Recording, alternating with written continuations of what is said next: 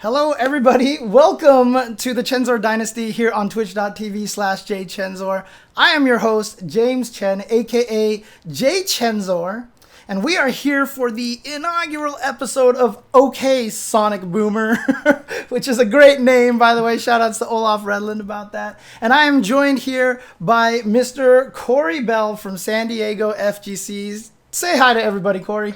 Hi there, everybody. I'm Cory Bell. FGC player, gamer, streamer, whatever you want to call me. Person in the FGC for the past 9 years. Dang, have you really been in the FGC for 9 years now? 2011, yeah. Dang. It was the year I met Olaf, and he got me to go to locals. Dude, you're like freaking a veteran now. That's the craziest part to think about? Sorry to go slightly off tangent of okay. Just Street Fighter 4 players. You know, you hear the term 09er, and that was, that was like a bad thing, and now 09ers are veterans. Exactly. But, obviously you're 9 years in, but how old are you right now?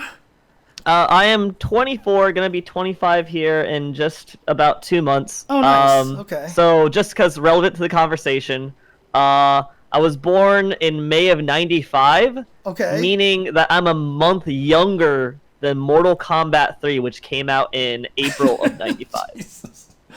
Oh, man. I was in college when it came out, No. I think. Look, obviously what we're doing here on OK Sonic Boomer is that we are going to talk about all sorts of old school fighting game community stuff. I mean, we're talking like super old school here. And so a lot of you people out there are going to be wondering, so why am I bringing Cory on here? I see Alex Vi in the chat. So, why don't I bring Alex on? I would love to bring Alex on one of these days. So, Alex, that's an open invite for you to jump on the stream and tell some stories at some point in time. But the reason why is if people are not aware of this, my roommate is Olaf Redland, and Olaf, and as you just mentioned, Olaf was one that kind of introduced you into the fighting game community, and you became really good friends with Olaf. So through Olaf, I've become very good friends with you. And the two of us have, hung out a bunch of times. And every time we've hung out, you always like to ask me all these questions about old school FGC. You're always like, what was it like back then? What was this like? How was this situation? And I always start telling all these stories and rambling about it and everything. And then I'm like, why don't we stream this?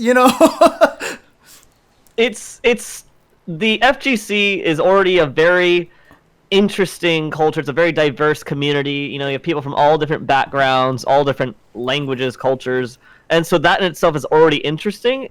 And we should have this very, very interesting history that I feel isn't really documented enough. So I've always wanted to ask OG players, OG community members, any bit of information you can give me about, hey, what was it like back then? What are things that we wouldn't even consider today that was the norm back then? Yeah, I mean, there was one person who actually asked me one time, they're like, what was the FGC back like during World Warrior? And I was like, there was no FGC. Like, what were tournaments like back then? And I was like, nothing like you imagine now. So, but I mean, that's the thing, is that I know you as a person have a very strong, I call you an FGC history sponge, because I know you really, really like finding out all this history, and you have a strong respect, not even just for fighting game history, but I feel like for video game history as well. I thought it would be appropriate to bring you on here because I've always wanted to do an old school story stream like this, but I just don't know what to talk about. And I'm also afraid that if I just start talking about things, that I'm going to talk about things as if they're normal and people aren't going to, I want someone to be able to stop me and go, wait, what? What did it was like, and that's kind of what I have Cory here to curate, and just to kind of even see questions from the chat, and he can pick and choose questions from the chat as well. I'm sure he's in the chat, so you can do at Cory Bell. Is it Cory Bell or Cory Bell FGC on this? It should be Cory Bell on Twitch. Yeah, okay, so Cory Bell FGC is my Twitter handle. Yeah, you can just do at Cory Bell, just like it says at the bottom, but without the FGC, and you can ask him questions to ask me, or you know, he's just here basically to pick my brain and see where this goes, because I have a funny feeling this is going to go in a lot of fun directions. But I mean, before we get started on everything, I just want to talk about this graphic that we have in case people, this is really hard to do. I can't do this very well. This graphic that we have here, in case people aren't aware of what this is an old school, this is the box art from Street Fighter 2 Champion Edition on the Sega Genesis. It's only part of the box art, and I obviously added the crappy old, you know, dirty frame on purpose to try to make it look as old and ghetto as possible. But this was what the box art was. The box art for the Genesis Street Fighter 2 was the main bad guy kicking the American hero. I never understood the decision for that. Oh, man. I guess it was just supposed to show just how much of a badass Bison's supposed to be as a bad guy, as he has this weird buck teeth, you know, thing going on.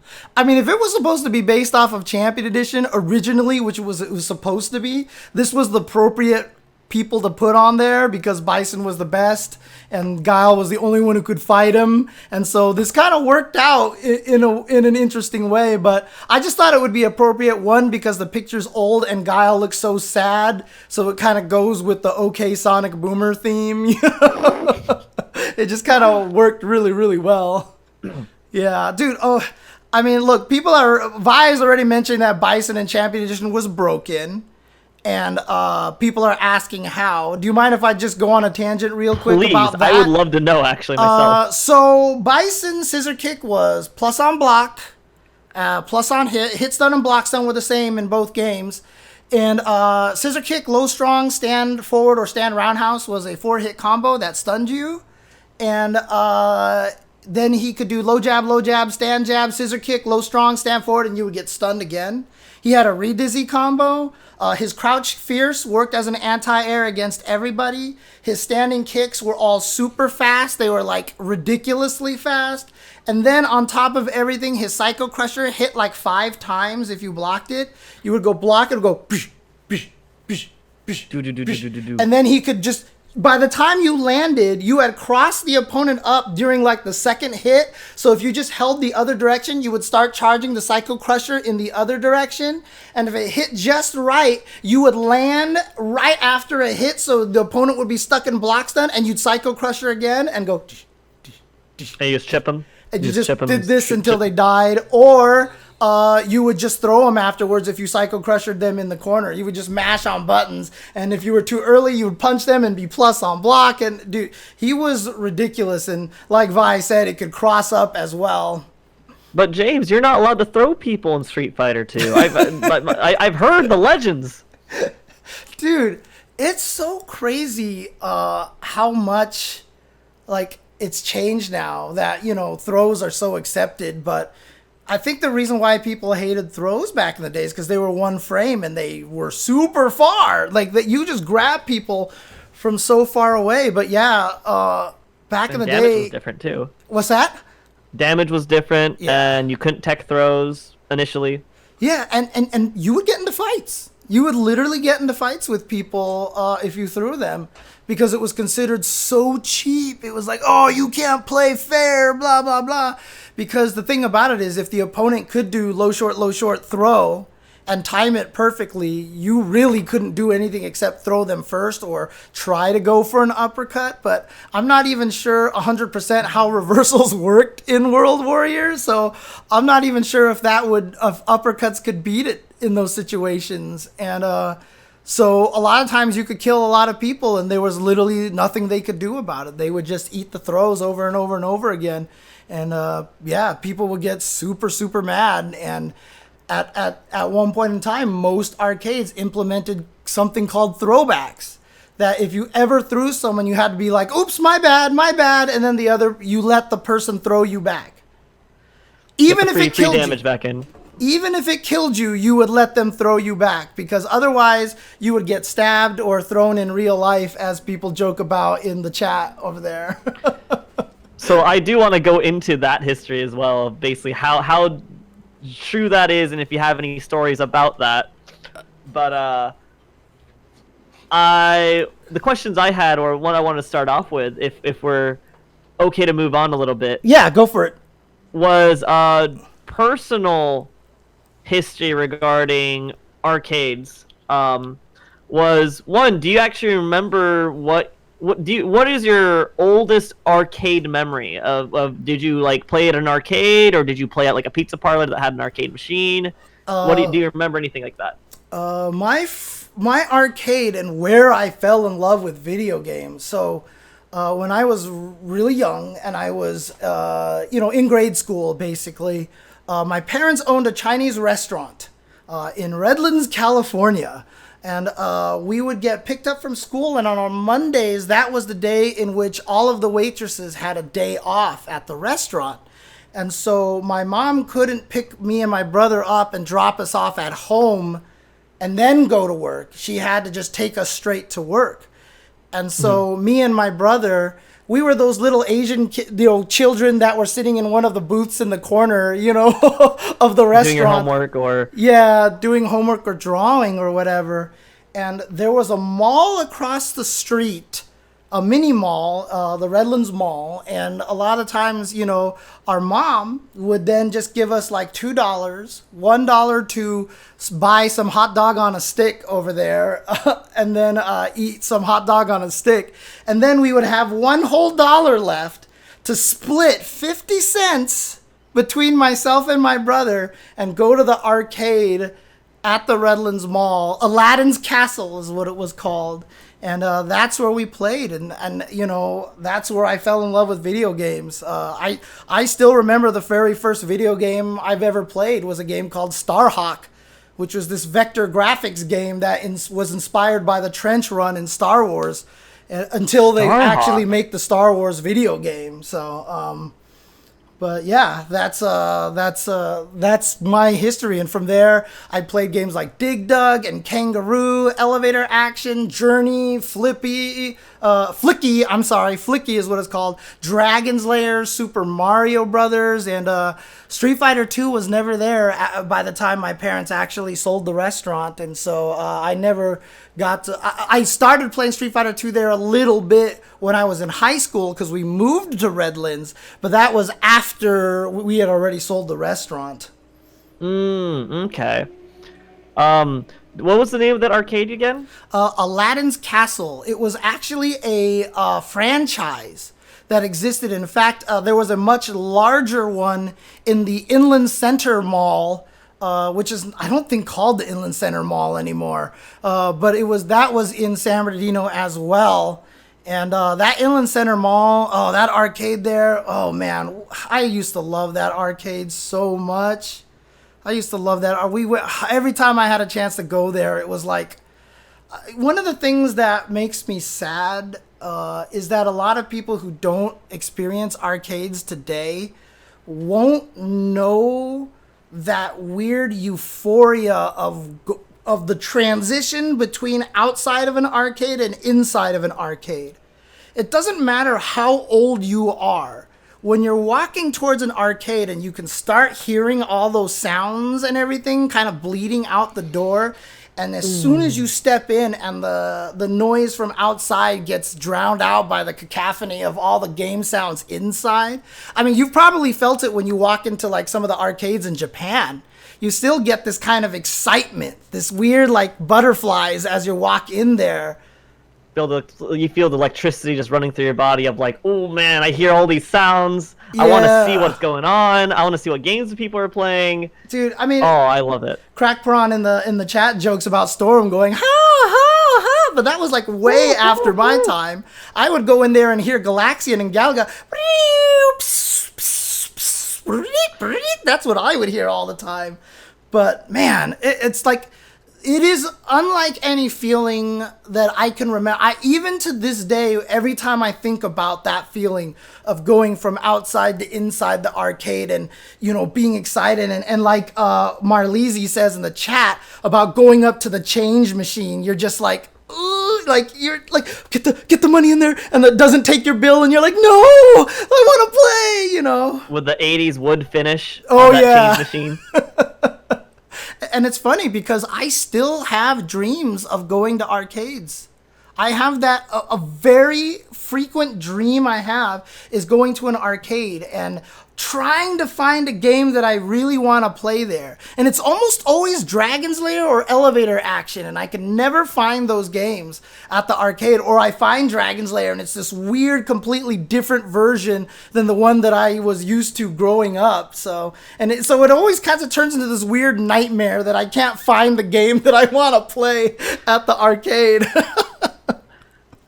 I remember, actually, question, when you think of arcades, do you generally think of like a well-lit arcade, or do you think of like a dim, like, carpeted, like, like what is your generic arcade? Like, what do you think of? It's dark. It's always going to be dark. And in fact, that one at the Redlands Mall is the one that usually appears in my dreams. That's the one that shows up the most in there. The layout and everything, I still remember how it was and where it was located in the mall. Almost always it's darkly lit. In fact, I think the really only brightly lit arcade that I can remember frequenting a lot was Southern Hills Golfland, because that place was actually super well lit, and I really liked that about the environment. And honestly, I feel like one of the reasons why arcades are having trouble existing today is because they haven't gone back and re-looked at all the stuff and instead do more well-lit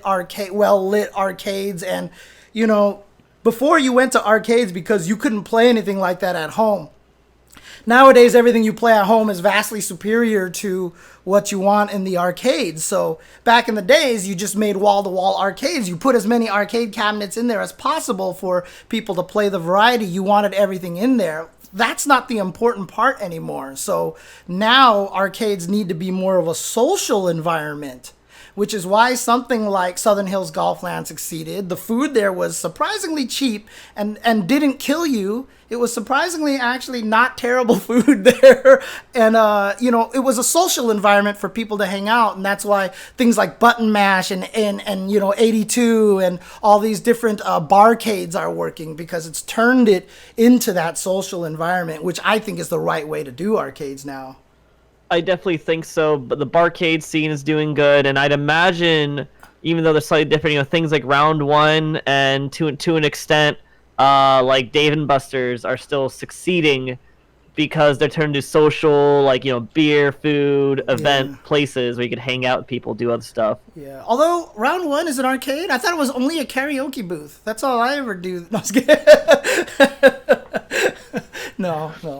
Every time I go to Round One, I end up karaokeing. But anyway. No, I could go for hours in karaoke booths at Round One. They're great. They're great. Okay, we need to do that one of these days. Then we need to sponsor us Round One, please. Yes. All right. Anyways, just kidding.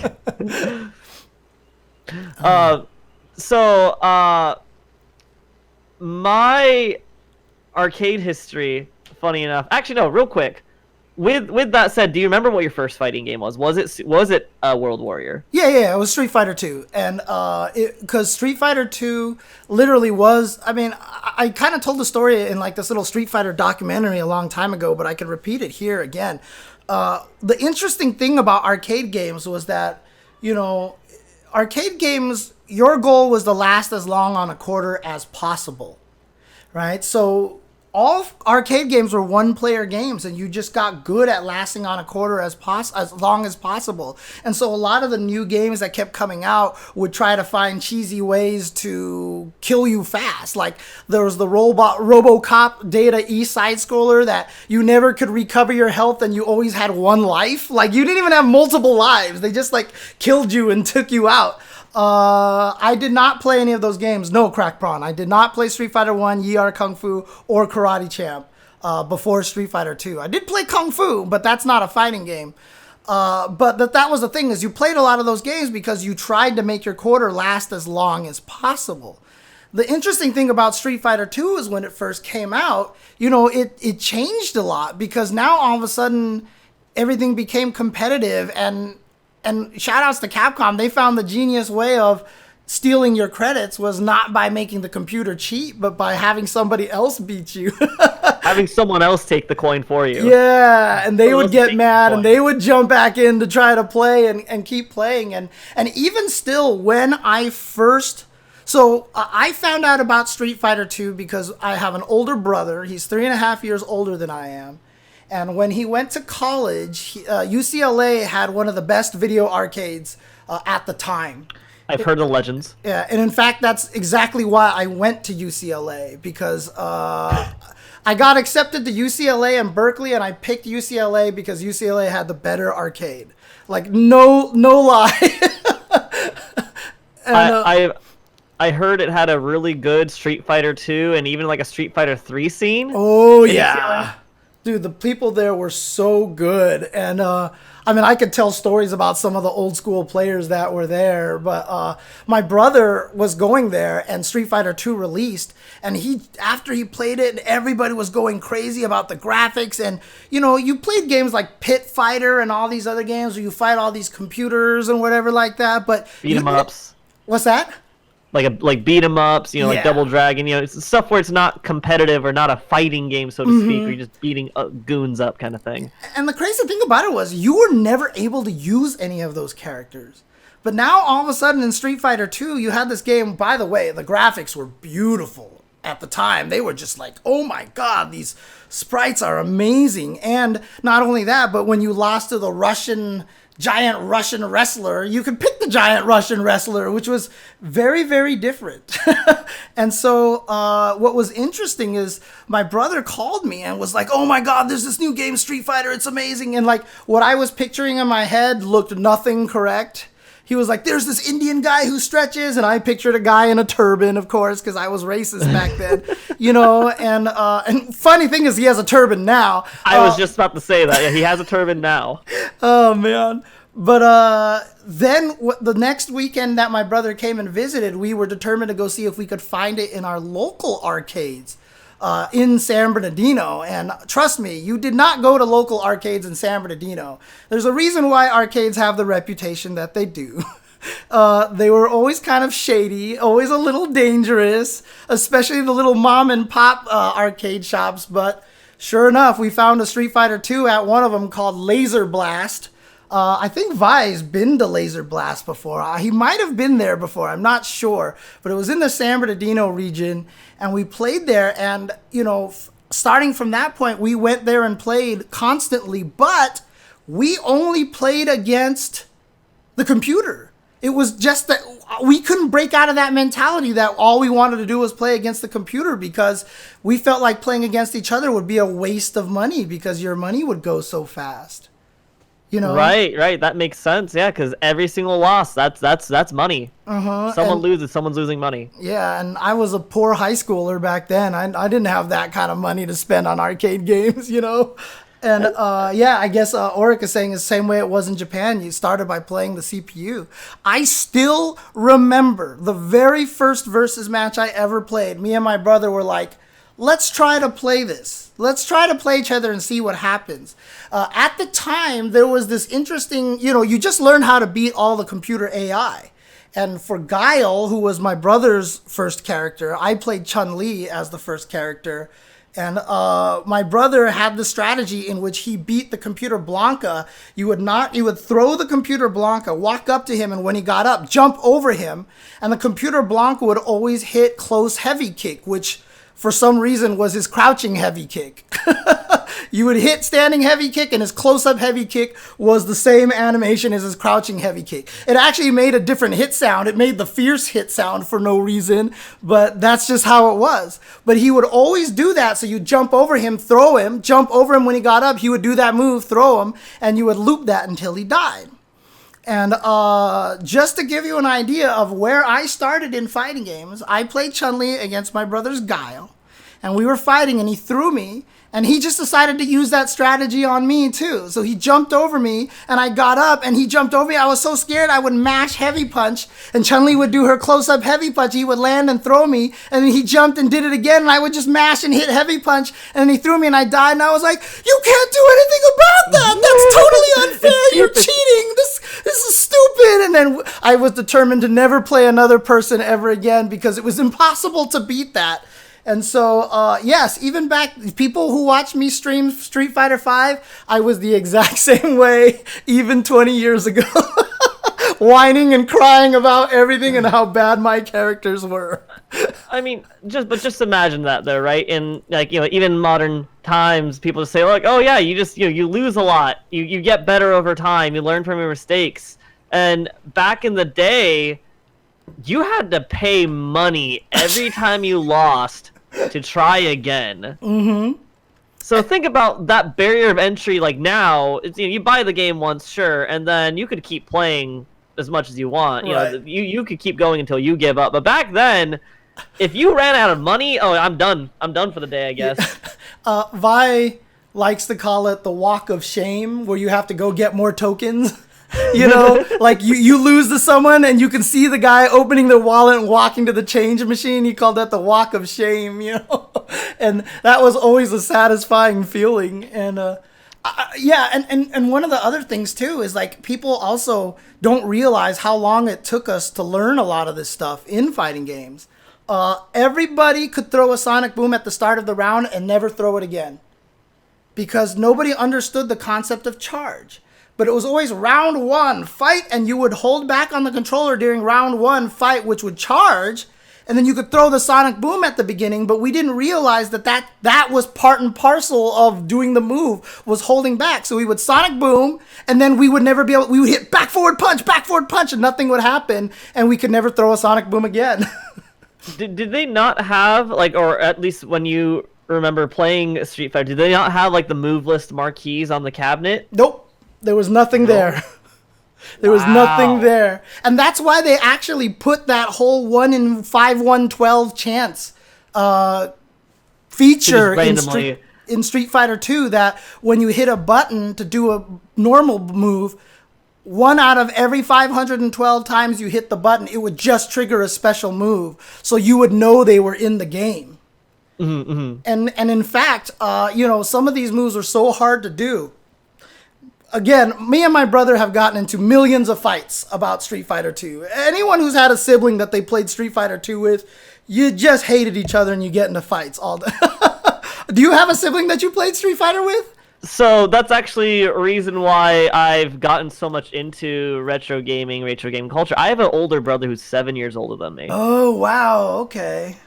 So my history was, once again, born in 95, I had a brother, and when I was growing up, we already had a Super Nintendo. I was watching my brother play Super Nintendo all the time, but it wasn't for fighting games, but it was for other Capcom games. I loved Mega Man ever since I was a kid, because I watched my brother play Mega Man X 1 through 3 all the time. Nice. on our Super Famicom specifically. Yeah, but I'm reading in the chat here, like some people talking about how it took a while to figure out to do a Shoryuken. Like, we were told how to do a Shoryuken, but I was so scared that we were also not confident in our own Shoryuken. I still remember, so the boss Bison in Street Fighter 2 World Warrior, before he Psycho Crushers, he would go, and then he'd Psycho Crusher. Like, he literally stood there for like a second to be like, I'm about to Psycho Crusher. And don't forget, too, that the game is like 3 times slower than what we're used to now. I mean, it was literally like, then he would like Psycho Crusher. And the first time I managed to uppercut that, and he took extra damage when you hit him out of that move, I felt like such a god when I uppercutted him out of that. And like nowadays we uppercut Blanca balls, and like, but this slow ass Psycho Crusher, the first time I ever uppercutted that, I was like, I am the best fighting game player ever. I was so happy. I am a god. and your eyes start glowing, and you see like an aura is emanating from your fingertips. Yeah, my eyeballs disappear like Bison up here, But where I was going with me talking about me and my brother fighting all the time, the computer Zangief would do spinning pile driver, and it would drain this giant chunky, it would drain a third of your life. And so my brother was like, you have to be able to do the spinning pile driver. And I was like, no. It's a computer-only move because if people could do it, it's too cheap. Like, they would not give people this move. And my brother's like, there's gotta be a way. And so we tried uppercuts and spin kicks and fireballs and charge moves and everything. And we just couldn't do it. And so we kept putting in quarters. And, back in the day, I don't know if people realize this. And again, this is all tangents, but this is kind of the point. There were a maximum of 10 rounds in Street Fighter II World Warrior. If you tied, it would go to round 2, tied round 3, tied round 4, tied round 5, tied round 6, and it would go all the way to final round after round 9. And so what a lot of people would do is they'd play seriously until someone's just about to die, and they'd be like, stop, stop, stop, stop. And then you'd chip each other down to the exact same health, tie, and then play the next round, and then do it again, and then tie, and then do it again, and then you played 10 rounds of fighting games, basically. That was the tech. That was the tech. And that's why they got rid of that. That's why they got rid of that. But that's what me and my brother were doing to lab on how to do Zangief spinning pile driver. And at one point in time, we gave up. And so, my brother walked up to me and was like, I don't know, and just started mashing and spinning the controller in all directions. And then Zangief whiffed a medium punch, and then all of a sudden, huh!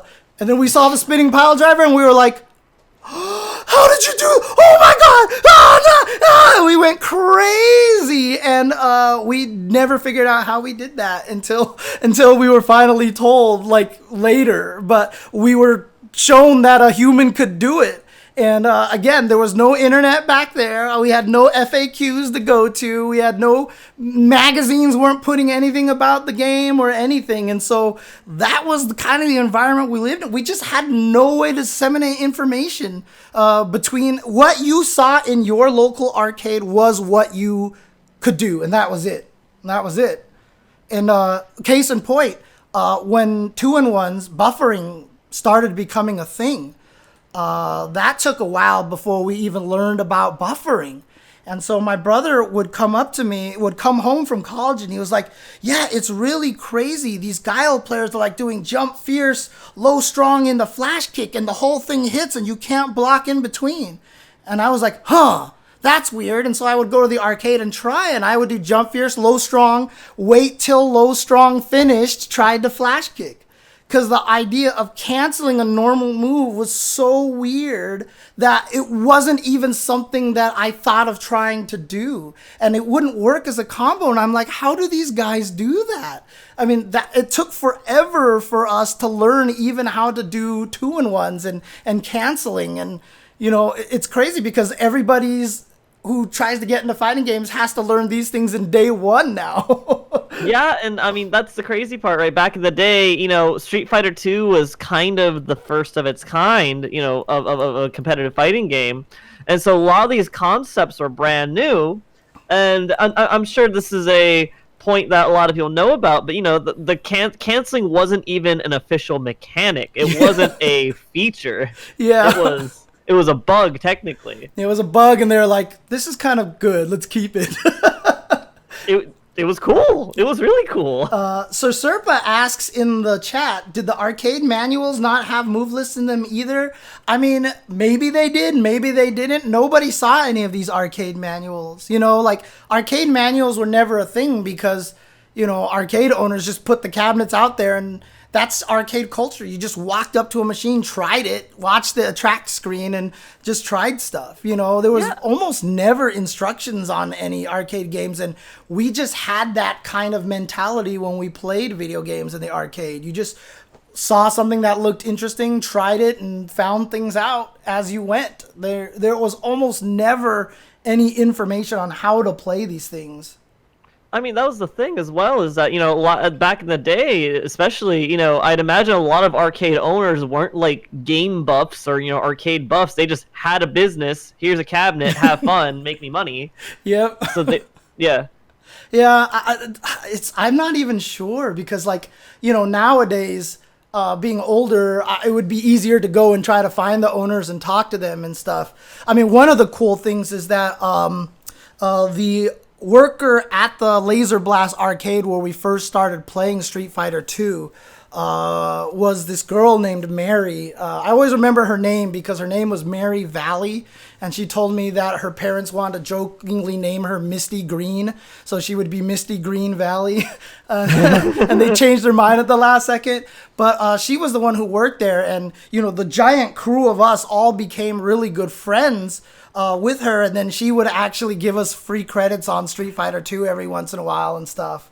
So it's interesting you bring that up, because I was about to mention once again, you guys had to come up with interesting tactics in order to extend the value of your credit, like getting ties, because if back in that time, if you lost, that was your money gone. Oh yeah. And so the amount the amount of time you got to spend playing was dependent on how skilled you were, how much money you had, or if you knew someone who worked at the arcade who could give you credits. Oh, there's other ways to do it too. Tell me more. Tell me more. One of my friends, good friends, was one of the best Mortal Kombat 2 players in Southern California. And he used the token on a string trick. I don't know if you've heard about this. Definitely. So basically you would take a string, you tape it to the end of a quarter, and then what you would do is you would slide it down the slot to just where it flicks the switch to give you a credit, and then he would tape it to the cabinet and block it with his leg so nobody could see it. And every time he wanted a credit, he would just reach down and brush the string, which would pull the quarter up and back down onto the trigger and give him another credit. And he would beat people on the thing, and they would walk up with their quarter and about to put in. He's like, I accidentally put in too many credits. Here, let me just take your coin and then just use my credit. And he would do that and actually just, and then whenever he was done, all you had to do was untape it and let the coin just fall all the way through with the tape and the string, and then just walk away. And then just do it again on the next time. And no one would ever know. No one would know who did it. It's just they might open up the machine one day and be like, "Oh man, someone did this." There's a coin with a string. No, yeah. We did all sorts of crazy things. I heard another similar. I've known about the quarter on a string trick from even like cartoons and other old shows, but I was told by my friends in Japan that one thing that was common also in the 90s was you would take a 10 yen coin. So you'd get like a roll of 10 yen coins, right? Which is about a dime. And you would wrap them in tape. Then you'd cut them back into just the individual 10 yen coins. Yeah. And the arcade cabinet would register as 100 yen. Yeah. There was definitely people, like when arcades switched to tokens, the tokens were kind of hexagonal and a different size so that they could be registered in a weird way, and people would take pennies and like chisel them to like make them the same size as tokens and everything. Oh my god. And throw them in there. Yeah. Dude, we were kids back then. We were trying to find every way to cheat the system as much as possible. And here I am, going through the dark arcade, reaching my hand underneath the machines or into the coin, the coin slot, see if anyone left a token or dropped something. And I remember doing that. Cone in the chat mentioned that some machines actually had built-in string choppers, and that was actually true. That like when it hit the switch, a blade would come across the top just to make sure that the strings would get cut. Like that had to be something in the future. But one thing I do want to mention about my friend, who was doing the string trick, his name is Eric. You can't bust him now. It's way too late. He's like I said, he was one of the best in Mortal Kombat 2. He actually legit got Pong Combat on Mortal Kombat 2, which you had to get like 250 wins or something like that. I remember hearing that. It was somewhere from like 50 to 200, but you got like bonus games or something when you did that in Mortal Kombat. Yeah, and then he actually legit got the Pong Combat, and they were both like, "What the hell?" And then also true story, going back to something you wanted to ask about before, he was at a Castle Park one time, which is one of those mini golf arcade places, and he was beating everybody in Mortal Kombat. And a guy walked up to him and opened his coat, and it was either a knife or a gun or something. And the guy was like, "I'm winning the next game, right?" And Eric was like, yep. And then he lost and then just walked away and left the arcade. And that was it.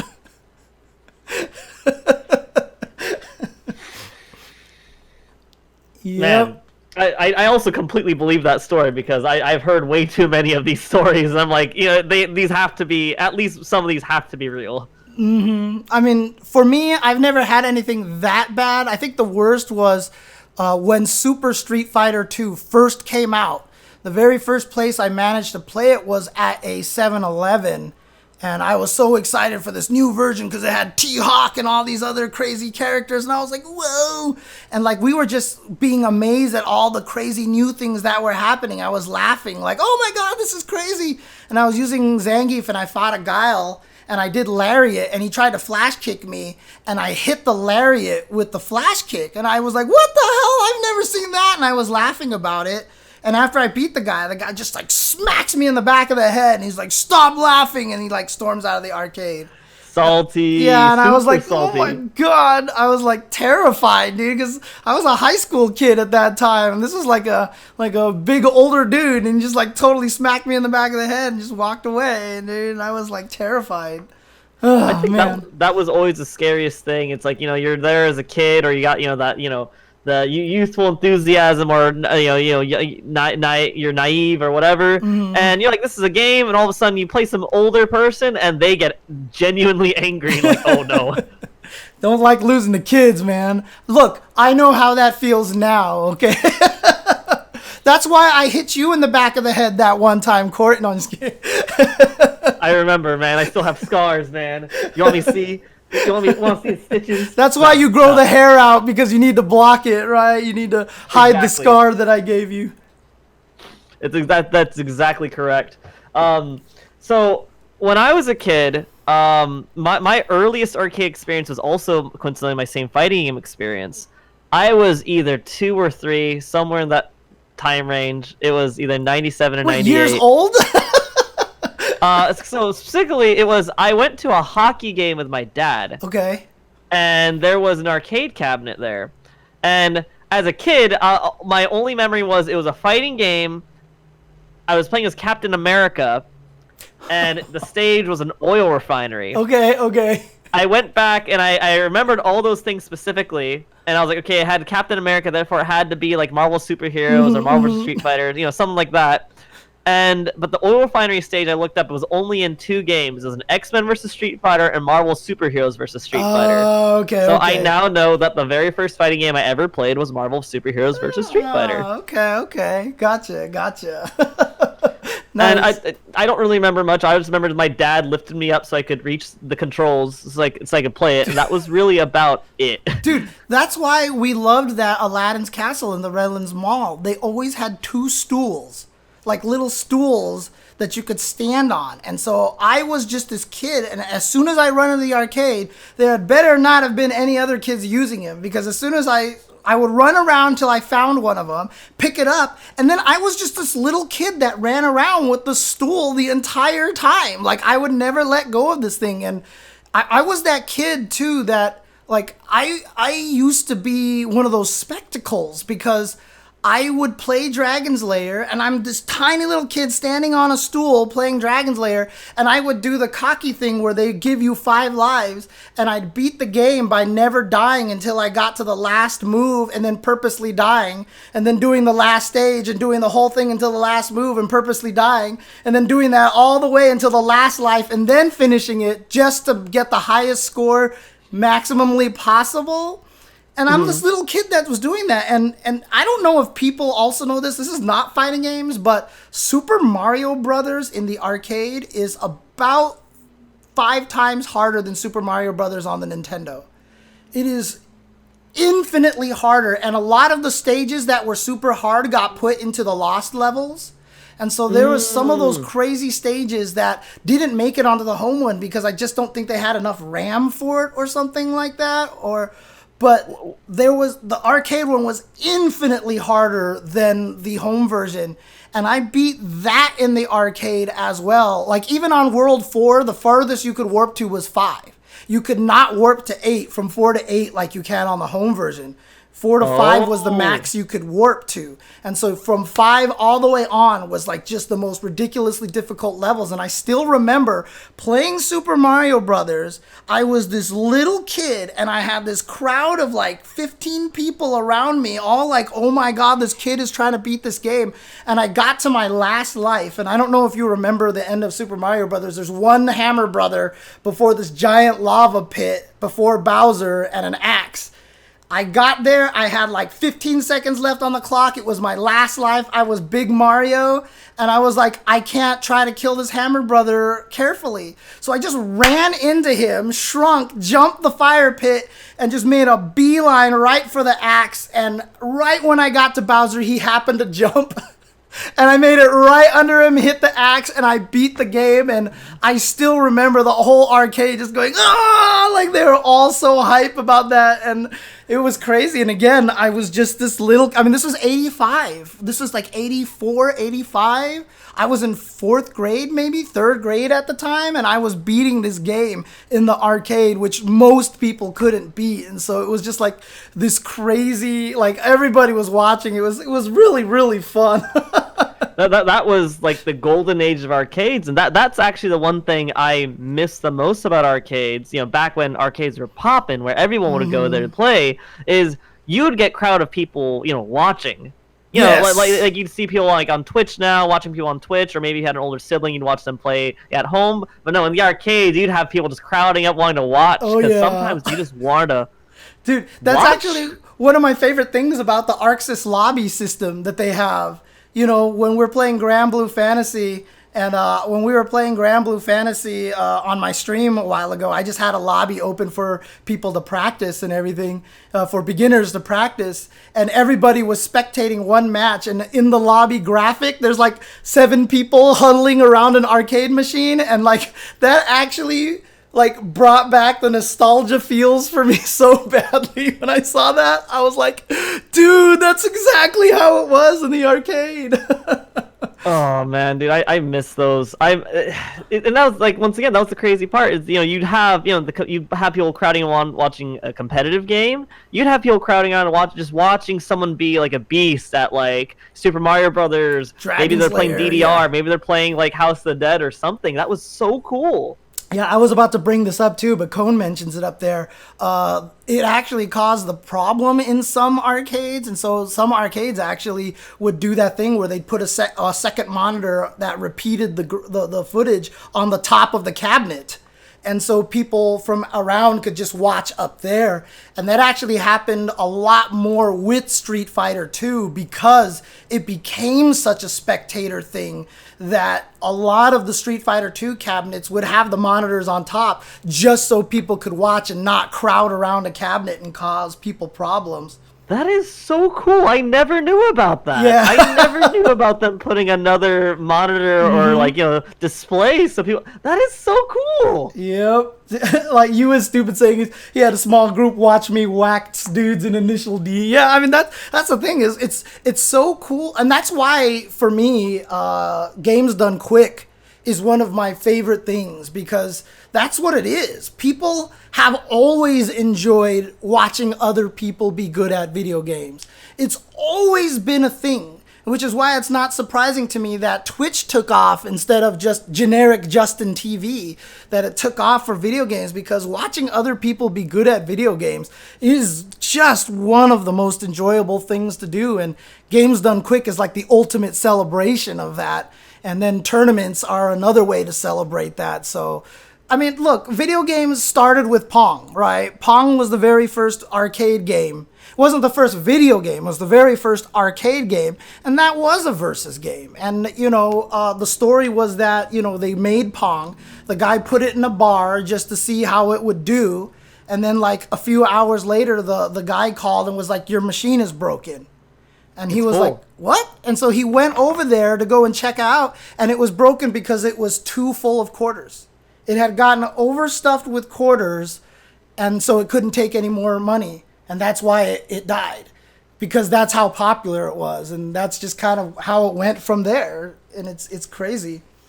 Yeah, and, you know, Pong obviously itself was also a huge sensation. Oh, yeah. Oh yeah, that game was.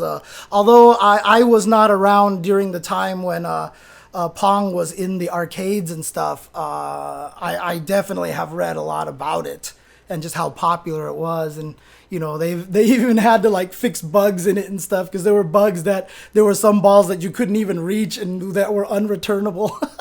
So they had to fix that. the early days of video games, man, and that was so cool. So your first arcade game, or your first, you was Starhawk, Aladdin's Castle. You played World Warrior when it came out. When UCLA, because that's where you played World Warrior. Yeah. So just to add on to that little bit of a story is that after we found it at my local arcade, every spring break from that point forward for all 4 years of my high school, I went and lived with my brother in his apartment just so I could go hang out in the UCLA arcade for that whole week while he was in classes. And I would just sit there and play Street Fighter 2 all day. So damn, that's where I got my Street Fighter 2 kind of indoctrination. That's where you got your stripes, dude. Yep, exactly. The question I had was, even back in that time, I don't remember, or I don't know if you remember, how many cabinets were there for Street Fighter 2, like in that one arcade? Like, was it just one? So two things. One, I just want to answer this question from Atomic Number in the chat, where he says that, one of my friends is really crazy good in Tetris, and she said it's because in the arcades, lots of women gravitated over puzzle games like Tetris and Bubble Bobble. What a lot of people don't realize is that arcade games were never a guy thing. They were everybody. Like back in the days, they advertised it to men and women. More women played Pac-Man than men statistically. I heard it was like 60% women and 40% men and everything.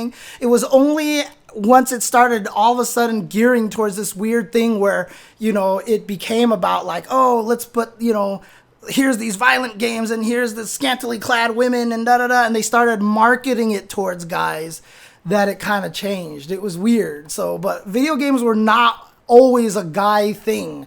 Girls loved video games when they all first came out. There was tons of girls in the arcades, and they just that's why when games like Puzzle Bobble and stuff like that come out, there are a lot of women who play them.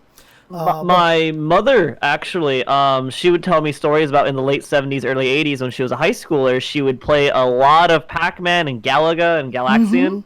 She loved those Namco games. Yeah. And funny enough, there was one game she actually taught me how to play growing up. Like, as in, like, she's really, really good at it. And that was Dr. Mario. She loves puzzle games. She taught me how to play Tetris, Dr. Mario, and Puyo Puyo. She taught me how to play those puzzle games when I was growing up as a kid. Oh, nice. Oh, okay, so you should introduce your mom to the classic Tetris World Championships. She might be interested. I think she's primarily a Dr. Mario player. Okay. Fair enough. Yeah. But still, no, she'd appreciate it. No, to answer your question, though, and this is a really interesting anecdote as well, is that one of the nice things about UCLA is they actually hooked up head-to-head cabinets as well. So that way people had more space to play. But the thing about it is you would walk into the arcade and there was always, the arcades along the walls, and then there'd always just be rows of arcades in the middle of the floor, right, on both sides, back to back.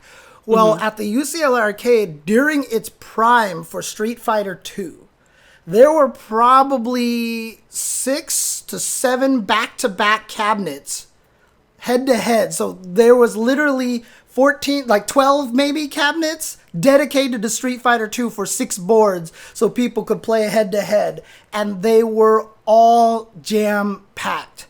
So by the time I got to my senior year at UCLA, I worked at the UCLA arcade. I was staff there. I was just one of the guys who worked there. And the guy who was the manager was the same guy who had been running it that entire time. I knew him. Him and his brother, his name is Eric Chang, different Eric. Eric Chang and his brother's Harrison Chang. I just saw Harrison at Super Arcade like last year before it closed. They've still been working on all this arcade stuff. And Eric was the manager at the UCLA arcade, and Monday mornings was collection. We would always have to go there an hour before the arcade open all the cabinets, pull all the buckets out of them, pour all the quarters into a change counting machine, and then they would do the bookkeeping from there. So we would know how much the arcade made during the week.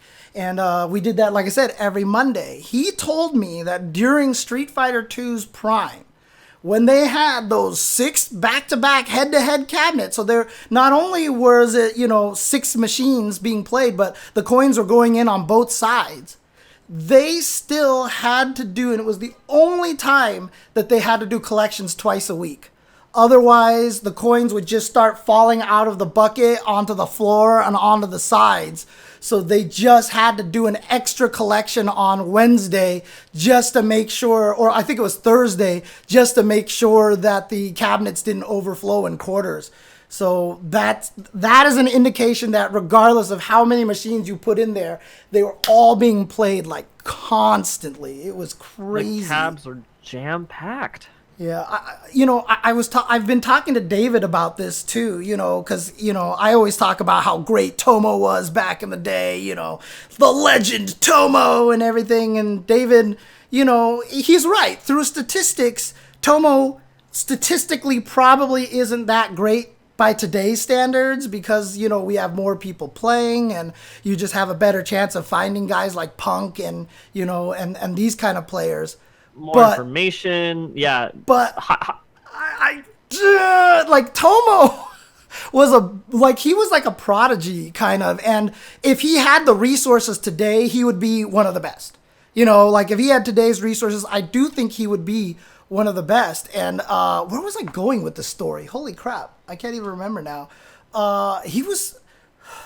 Shoot, what were we just talking about? I totally... Coins, I had to collect twice in a week for Street Fighter 2 because it would just be filled up with quarters, and people were on the machines 24/7. It was just... Yeah, dude, I totally forgot where I was going with this story now, but... What was it about, like, how he would spend very little money in comparison because he'd never lose? Or... Yeah, I mean, he just beat everybody, and, I honestly thought... Oh, that's where I was going with this, right. Because David says that, the number of players playing today is so much significantly more. But the thing about it is, if you weren't around back in the days of Street Fighter 2, I'm not even sure that that's necessarily true. Because... everybody played Street Fighter 2. Everybody, like if you went to a random video store and they had a cabinet by the end of Street Fighter 2's life cycle, people were there who knew how to play at the highest levels. And people were playing at this level everywhere because you literally couldn't play the game unless you were that good. Because everywhere you went, there was no like, hey, I'm going to go fight the other low-ranked people. You went to an arcade there or a video store or a 7-Eleven, there was only the one cabinet. And if you didn't know how to play at that level, you didn't play. Like you would just every machine had a killer. Yeah. Every cab had a killer on it. And that's how many people were playing the game. I really feel like I can legitimately say that, Tomo is that special of a video game player because there were that many people playing and he beat people in NorCal, SoCal, which are going to have the highest concentration of that high-level players. I mean, Graham Wolf, Alex Wolf, Jason Nelson, even, Seth Killian, Tom Cannon, Tony Cannon, all these, John Choi, all these guys were playing, Mike Watson, were all playing back then. And these guys are all ridiculously good, even still by today's standard. I mean, you look at Vi, and he's winning, Wednesday night fights, and he's not even playing it as seriously as he used to. If it was like back in the day. I mean, back in the day, Vi would walk into an arcade with his buddies, and then he would just play in the tournament, take the money, and walk away, and he'd be like, see you guys later. It was like a given that he was going to win.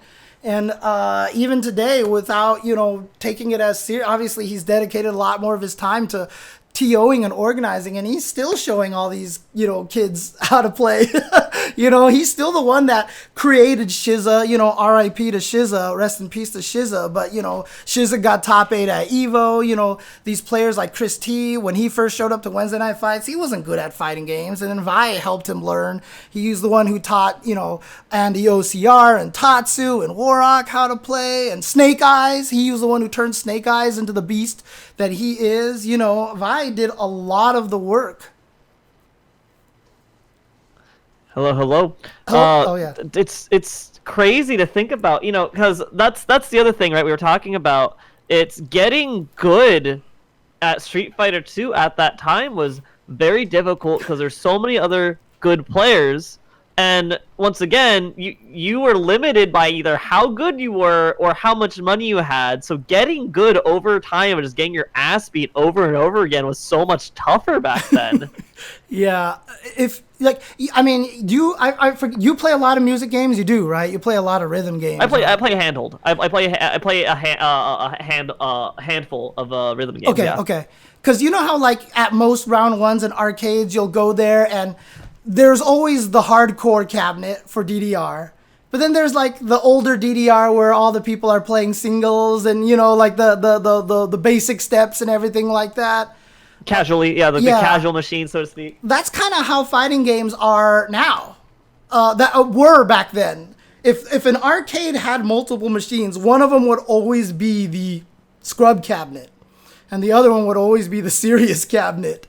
At UCLA Arcade during Alpha 1 and on, Alpha 1 is probably when I first started becoming actually like one of the better people at UCLA.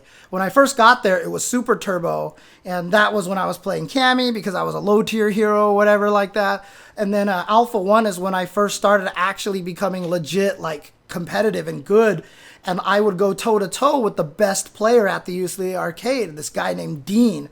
Really super tall, amazing guile player, Asian dude, and he was super good. He never played in tournaments, which always made me sad, but he was super good.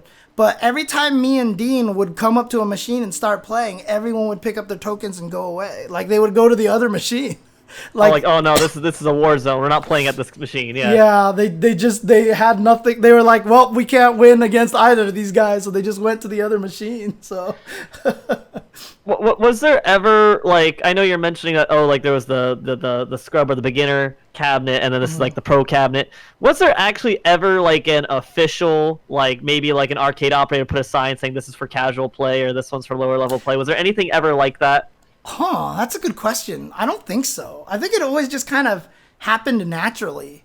I think just because like there was always one cabinet that was either the one that was best maintained or it was the one that was on the 33-inch TV, and that was the one that everybody wanted to play on, and so the best players would play on that. And then if it was just a regular size cabinet, then that's where like the beginners would end up. Because all the top players wanted to play on the big nice screen where you could sit down and have plenty of space, you know, from your opponent. And that actually reminds me of my next point, which is, you know, let's talk about the arcade cabinets. You know, Okay, let's talk about one second. the arcade Investigation medium. Cone asks in the chat, what was the New York scene like in World Warrior times? I actually don't know. So that's something that I would have to pull like Arturo on here to see if even he knows, like from talking to Eddie Lee and, you know, some of the other old school New York guys. So unfortunately, I don't know the answer to that one.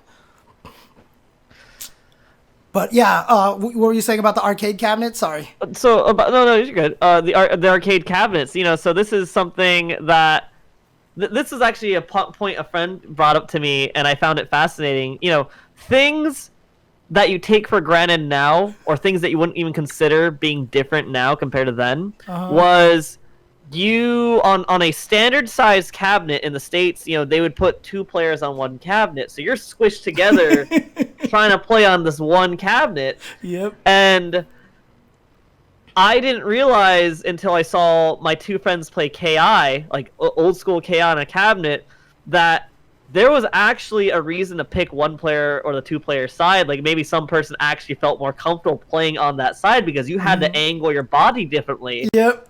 To get in there.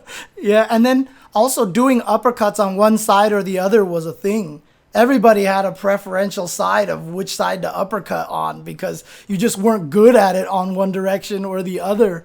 And, you know, people, because you had to play next to each other, I mean, there's all the crazy stories of, like, not showering the day before a tournament, you know, just to smell as gross as possible, to throw people off. Mike Watson has told the story about eating a gigantic bean burrito before a tournament, and so then he would just hold in the fart until right before the match and just let it go right before they started playing, you know. Like, honestly, these were things that they did. And, you know, it was interesting, too, because you could you didn't realize it at first. I'm sure a lot of other people the better players started realizing it, but because you were so close and most of the time you were literally touching arm to arm while you were playing them, you could feel when they were going to do things. And that's why we all had to learn fakes. That's why we had to learn quarter circle forward with light kick with the Shotos, because that was how we faked fireballs, because you could feel the other guy moving to do a fireball. And so you would instinctively jump based off of feeling them kind of move their arm, not realize it. You just felt like you were predicting it. And so people actually had to start doing quarter circle forward plus light kick to make Ryu go, just whiff the light kick, and that got people to jump, and then you could uppercut them. There were so many arcade tactics that we had to use that people don't even have to think about these days. And that's the thing I find the most fascinating, because it came up again recently. I think it might have been a Scrub quote thing. Someone talking about how listening to buttons is cheap. Listening to what buttons your opponent is pressing is cheap. I'm like, man, if you thought that was cheap, back in the day, it was more than that. You could feel them pressing buttons. Yep. You could see them right next to you pressing buttons. Exactly. You could shake the cabinet to mess up their inputs if you really wanted to. Dude, that's 100%. 100%. I mean, I won a tournament that way because someone was trying to do a custom combo on me that required timing. That was just like button, button, button, button. And so I went button, button, button, button, button, button, button, button, button, button, button, button, just to kind of mess up the rhythm, and he dropped the custom combo. And that was a thing that you did. Those were strats. And, it's funny because Vi actually took some of those strats into even Street Fighter 4 when we were playing on joysticks. But, at Super Arcade, we were still sitting next to each other. I tell the story all the time on stream. The reason why Vi could land so many jump fierces on people is because Ryu had that cross-up Tatsu. You could jump, spin kick Tatsu, and he would go behind their head and kick them. And what he would actually do is spin kick plus fierce, which didn't result in anything except for a jump fierce. But a lot of the people who weren't used to the arcade times would react to seeing out of the corner of their eye Vi's arm going like this with the spin kick motion, and they would think that the Tatsu's coming. And they didn't even realize that was happening, but Vi could take advantage of him because he had the arcade experience to do that. So he would jump, do spin kick fierce, you would walk forward to block the Tatsu, and then you would just walk right into his jump fierce.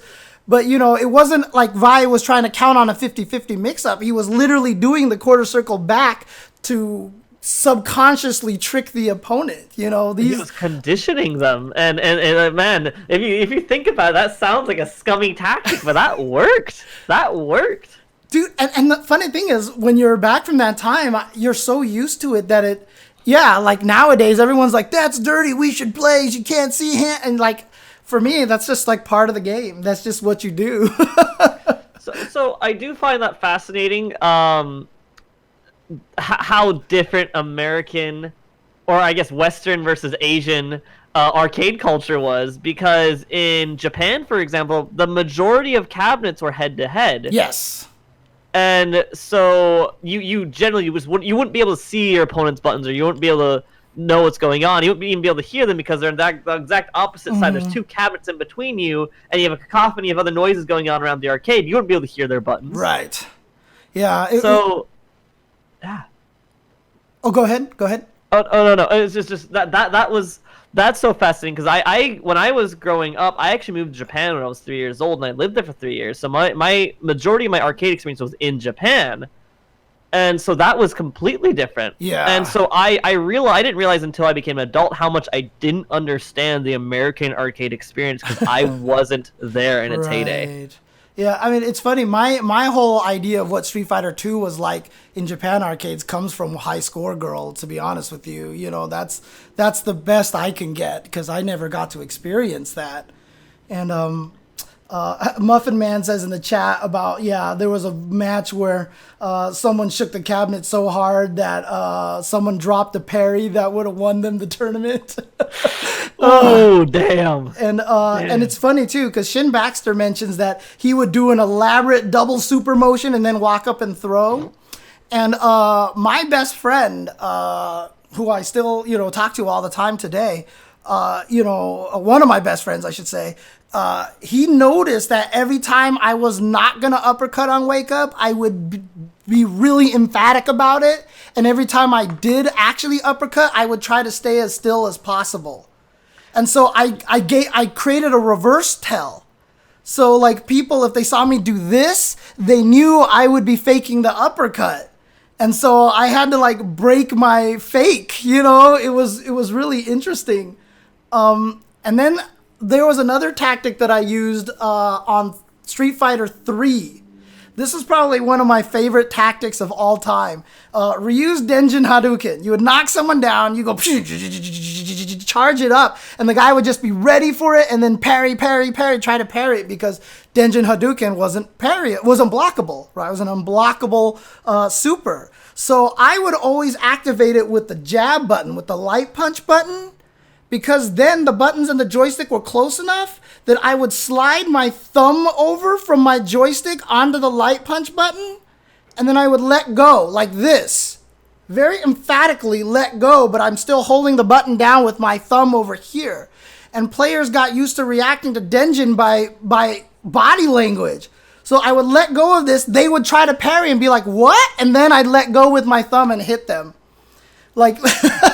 They would already be just tapping forward. They might dash into you, and they're like, oh, what? Well, they just tap forward one time, and they don't see anything happen. They're like, wait, what's happening? And then I just let go with this one, and then they'd get hit. So, I mean, these were things that you did. And like, nobody thought that was cheating. That was, like, you'd see that, and I remember the first time I did that to somebody, and someone saw it, they were like, yo, that was sick. Like, you know, like, they loved it, dude. They thought that was amazing, you know?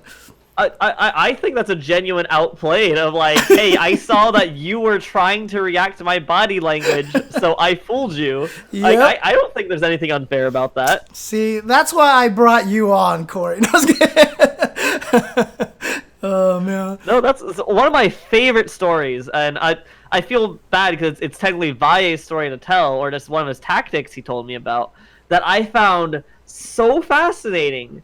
I think it was in the alpha games. I don't know which alpha games, but you know, you had the fake fireball with taunt. Oh yeah. So in those games, you could do a fake fireball by doing quarter circle forward and the start button. You know, player 1 start if you're player 1, or player 2 start if you're player 2. And Ryu would just do the motion, then nothing would come out, and he just instantly recover pretty much. But the thing about that is, in those cabinets, the start buttons are in the middle. They're not near your set of buttons. It's like all the way out here. And so the opponent could very clearly see you press the button. So Vaille he's like, so no one used the fake fireball because it was way too obvious when you're going to use it. But then Vaille did a reverse tell thing, where he told me what he would actually do is he'd do quarter circle forward, reach for the start button, and then with his other hand on the joystick, then reach over and press jab and get a real fireball out. And I was like, that is so cool that you would do a one-handed fireball because you're trying to fake the opponent out of thinking you're doing a fake fireball. And I thought that was the coolest thing ever. It was really weird because every cabinet had the start button in a different place too. So sometimes you couldn't use the tactic even if you wanted to because the start button was just in the most random ass location. And one of the things I would do, I could only do this on the first player side.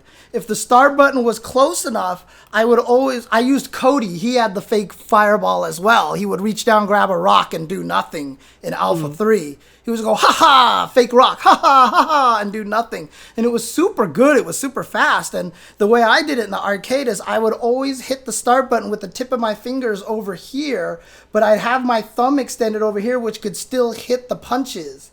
So every time I did it, I would do this, and whether I was hitting the start button or hitting the punch button, I would mask it by keeping my hand in that shape like this and just lean it in a different way. Yeah. So that's kind of my version of the Vaille tactic. so yeah, unless the opponent was looking very, very, very close paying very close attention to how your hand was exactly moving in the middle of a match, they wouldn't know what you actually did. Exactly. Wow. But like I said, these are just all the old school tactics, man. These are things that you did. This is the way it just worked. And the thing is, but that's what I find so fascinating, because obviously that stuff doesn't come into play anymore because you don't share a control console with your opponent. You're not sitting, you're not standing there, elbow to elbow. And like when I hear about those things, I just think that's genuinely cool because once again, those aren't really documented, and you would never think about that because that's not relevant to how those games are played today. Yeah, and that's why I even kind of it's interesting because I'm always preferential for tournaments to have side-by-side grand finals, one monitor, so you could feel the opponent and kind of thing. But I realize that that's actually a pretty selfish desire, because I was like, that's how it was in the back in the arcades and blah blah blah. But like you mentioned earlier, that's not even how it was like in Japan. Right? Yeah. And so it's a very American specific kind of setup. And even when I was at UCLA, like I said, they had a lot of head-to-head cabinets, so we didn't even have to do it then either. But it was just something that I'm so accustomed to that I feel is so normal to me. Yeah, I mean, once people pointed that out to me, I could understand why it was kind of selfish and why, it's a very, like, I am being old man, cane waving, when I was a kid, I did this, kind of thing like that. But, I still prefer it because I feel like feeling your opponent and seeing their expressions and feeling their frustrations and stuff is a huge part of the game because I'm very fascinated by that aspect of fighting games, of the competitive human nature, emotional aspect of things. I've always pointed out that, when Ricky is playing against somebody, again, Ricky from the arcade scene, so she's very used to this, but between matches, whenever the camera on streams go back to the players between matches, you'll almost always see Ricky not turning her body, but her eyes are like her head is very slightly turned and her eyes are looking at her opponent. She's always trying to assess their mood, because if you see the other person going, oh, God, then it's time to go in for the kill. If they look really calm or they try to shake their head, they're like, oh, okay, they think they figured something out. I'm going to change my strategy completely. There's a lot of these little tells that you don't realize that you're giving when you're not used to the arcade scene. Because when you play at home, you just do whatever you want. You scream, nobody sees it. But when you're playing live, you can get a lot of information about people that way. And so every time Ricky's on stream, I always comment about how I love watching how she looks at her opponents in between matches to kind of assess their mood. And I like that aspect. I like making fighting games as human as possible, which is why I like execution, which is why I like making things droppable. Because a lot of people are like, fighting games are supposed to be about mind games. We shouldn't have to worry about execution. And I completely disagree because I want that human aspect. If Jordan could, if Steph Curry, I guess he can make a three every time he shoots it. But, if someone made a three every time they shot it because they were open, it would be boring. The excitement comes when he shoots it and you're wondering if it's going to go in. So a lot of times when someone lands that kill combo, there's still always that chance that they may drop the combo, and I think that adds so much to it. When combos become undroppable, I feel like it's boring that way, and I agree. So it's funny, I like that you point that out, like, Ricky, she would do that, that's a very, very human element, and that's something that is, you see that stemmed from her her previous experiences in the arcades, of gauging your opponent, seeing what their mental state is like, and understanding, okay, did they adapt? Do I need to adapt to something they're about to do? Do I change it up? Do I throw a wrench in their plans? That's always exciting. And the other fact you make, I'm sorry to make a aside here, that was a video Cory Gaming did a few years ago talking about, fighting game difficulty. And one of their examples used was like, you have like two players, like Daigo and Valle. They both played Ryu, but they both played him differently. One did combos that did more damage but were harder to execute, while the other just went for the consistent, this combo will always work and I have no trouble executing it. And, you know, they were both valid tactics. Just because the game has the capability of being harder, or having a higher skill ceiling, doesn't mean you need to always play a specific way in order to be good. Yeah, it's a tough situation, because that's something that I used to have trouble with back in the Street Fighter 4 days, when people used to complain about one-frame links. I totally get it. One-frame links are kind of stupid, and I'm not the biggest fan of them, which is why I always like plinking, because I actually felt two-frame links was kind of fair, more than one-frame links. I like 2 and 3-frame links. Yeah, and but, you know, one of the hardest things about streaming and about video games in general, I mean, when you played in the arcade, you couldn't really hide when you lost and things like that. And like Vi was talking about the walk of shame, and, you know, he was even mentioning in the chat that, like, you know, when the regulars at an arcade would always be dicks to, like, the new person that showed up, you know, because they just wanted to, you know, assert their dominance of the arcade. That's what it was back in the day, was asserting your arcade's dominance, basically. That was the whole competition back then. But, you know, as a result, you know, a lot of times when people are playing... what was the last thing you just said? Shoot, I distracted myself again. Oh, my last point, which was talking about difficulty in fighting games and how you don't need to have the highest level execution. Oh, yeah, that's right. Yeah, and one of the things about video games is that video games, you know, video games are designed to trick you into thinking you're good at video games, you know. You always get more powerful, you'll get more health, you get more moves, and, you know, games, like, I always tell the story that how in the original God of War, every time you died and reloaded, you got one more pixel of health, and you actually never could tell. But if you died at something over and over and over and over again, eventually you would have a full health bar. Like, that was... I never knew that. Yeah, there's a lot of games that do a lot of small things like that. So video games are designed to make you think you're good. And so when people started watching fighting games on stream, before it really got to as big as it was, everyone thought, like, well, I'm obviously good at video games, I should be able to do everything too. And so my biggest complaint was, like, you know, people would get mad because they couldn't do Rufus dive kick, light kick, one frame link, heavy punch into galactic tornado, heavy galactic tornado. And I would tell people, I was like, who cares? Do dive kick, low short, jab tornado. That's a combo. And they're like, but it doesn't do as much damage. And Justin does that. I'm like, yeah, but you don't watch LeBron James, like, charge down and dunk over 2 people and go, well, I should be able to do that. Because for some reason, when you watch a sport, you just naturally assume these guys are better than you athletically. But for video games, everyone feels like they're supposed to be able to do everything right away. And I've always tried to teach people that you should not aim for that right away. Do the easy thing first and worry about the hardest things later, you know. And you know, people wanted to adapt to the strongest a little bit too quickly.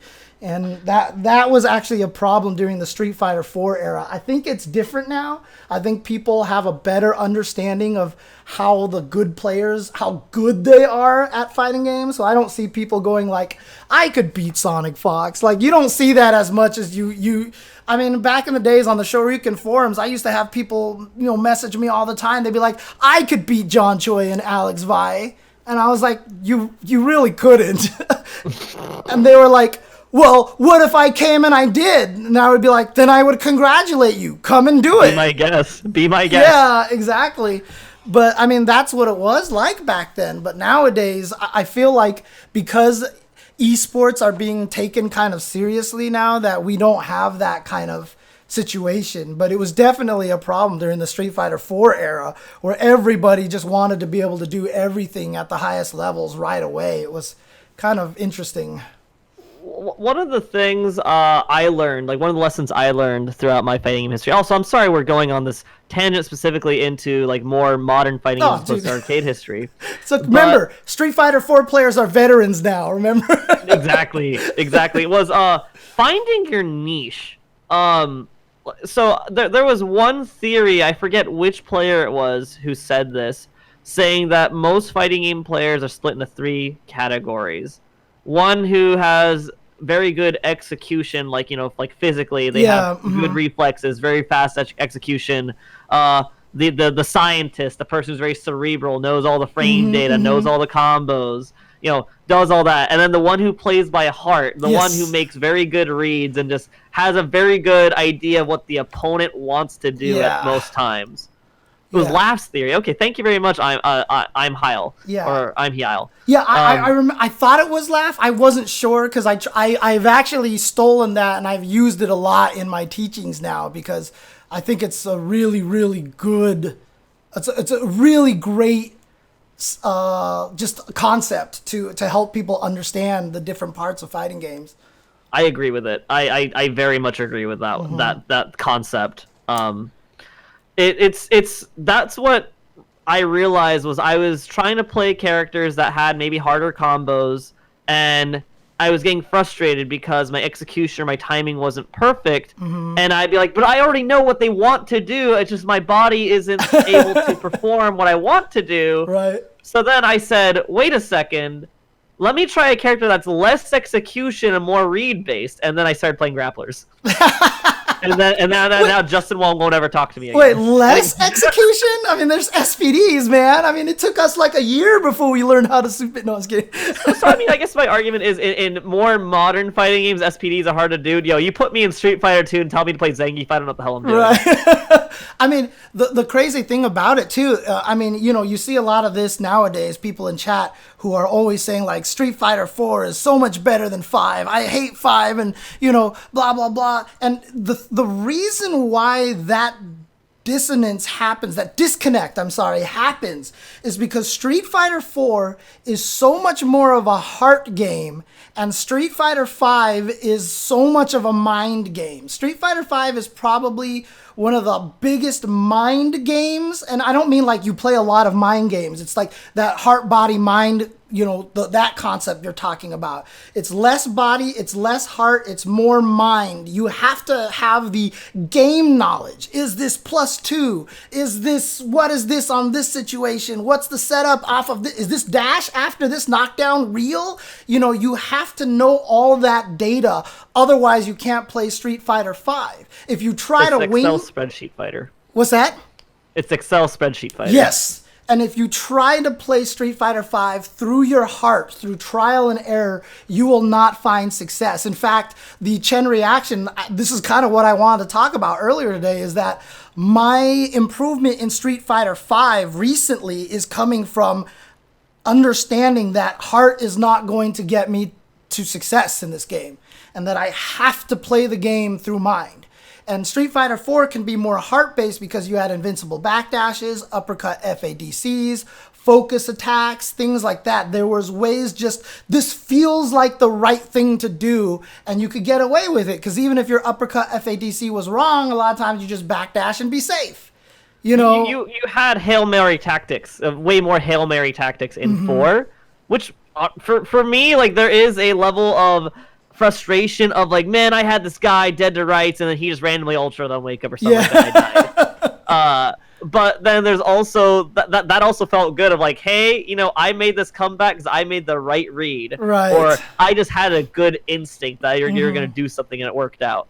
Yeah, and it's tough because if you don't understand the science behind Street Fighter 5, if you don't understand that interesting Street Fighter 5 RPS and the idea of trying to put yourself into the RPS in an advantage situation, it's very hard to appreciate that game. And it does feel like it's a random guessing game. And, you do end up with, like a lot of people in the chat are saying, that Street Fighter 5 is the worst. It's, terrible. And look, I'm not going to argue because everybody has their own tastes. I had problems with 5, but I'm enjoying it a lot more now because I understand that scientific aspect more, and I appreciate the kind of skill and talent that required for that, for that style of game. But as a result, it's why I think players like Justin don't have as much success in Street Fighter 5, because Justin and Vi were all raised in the heart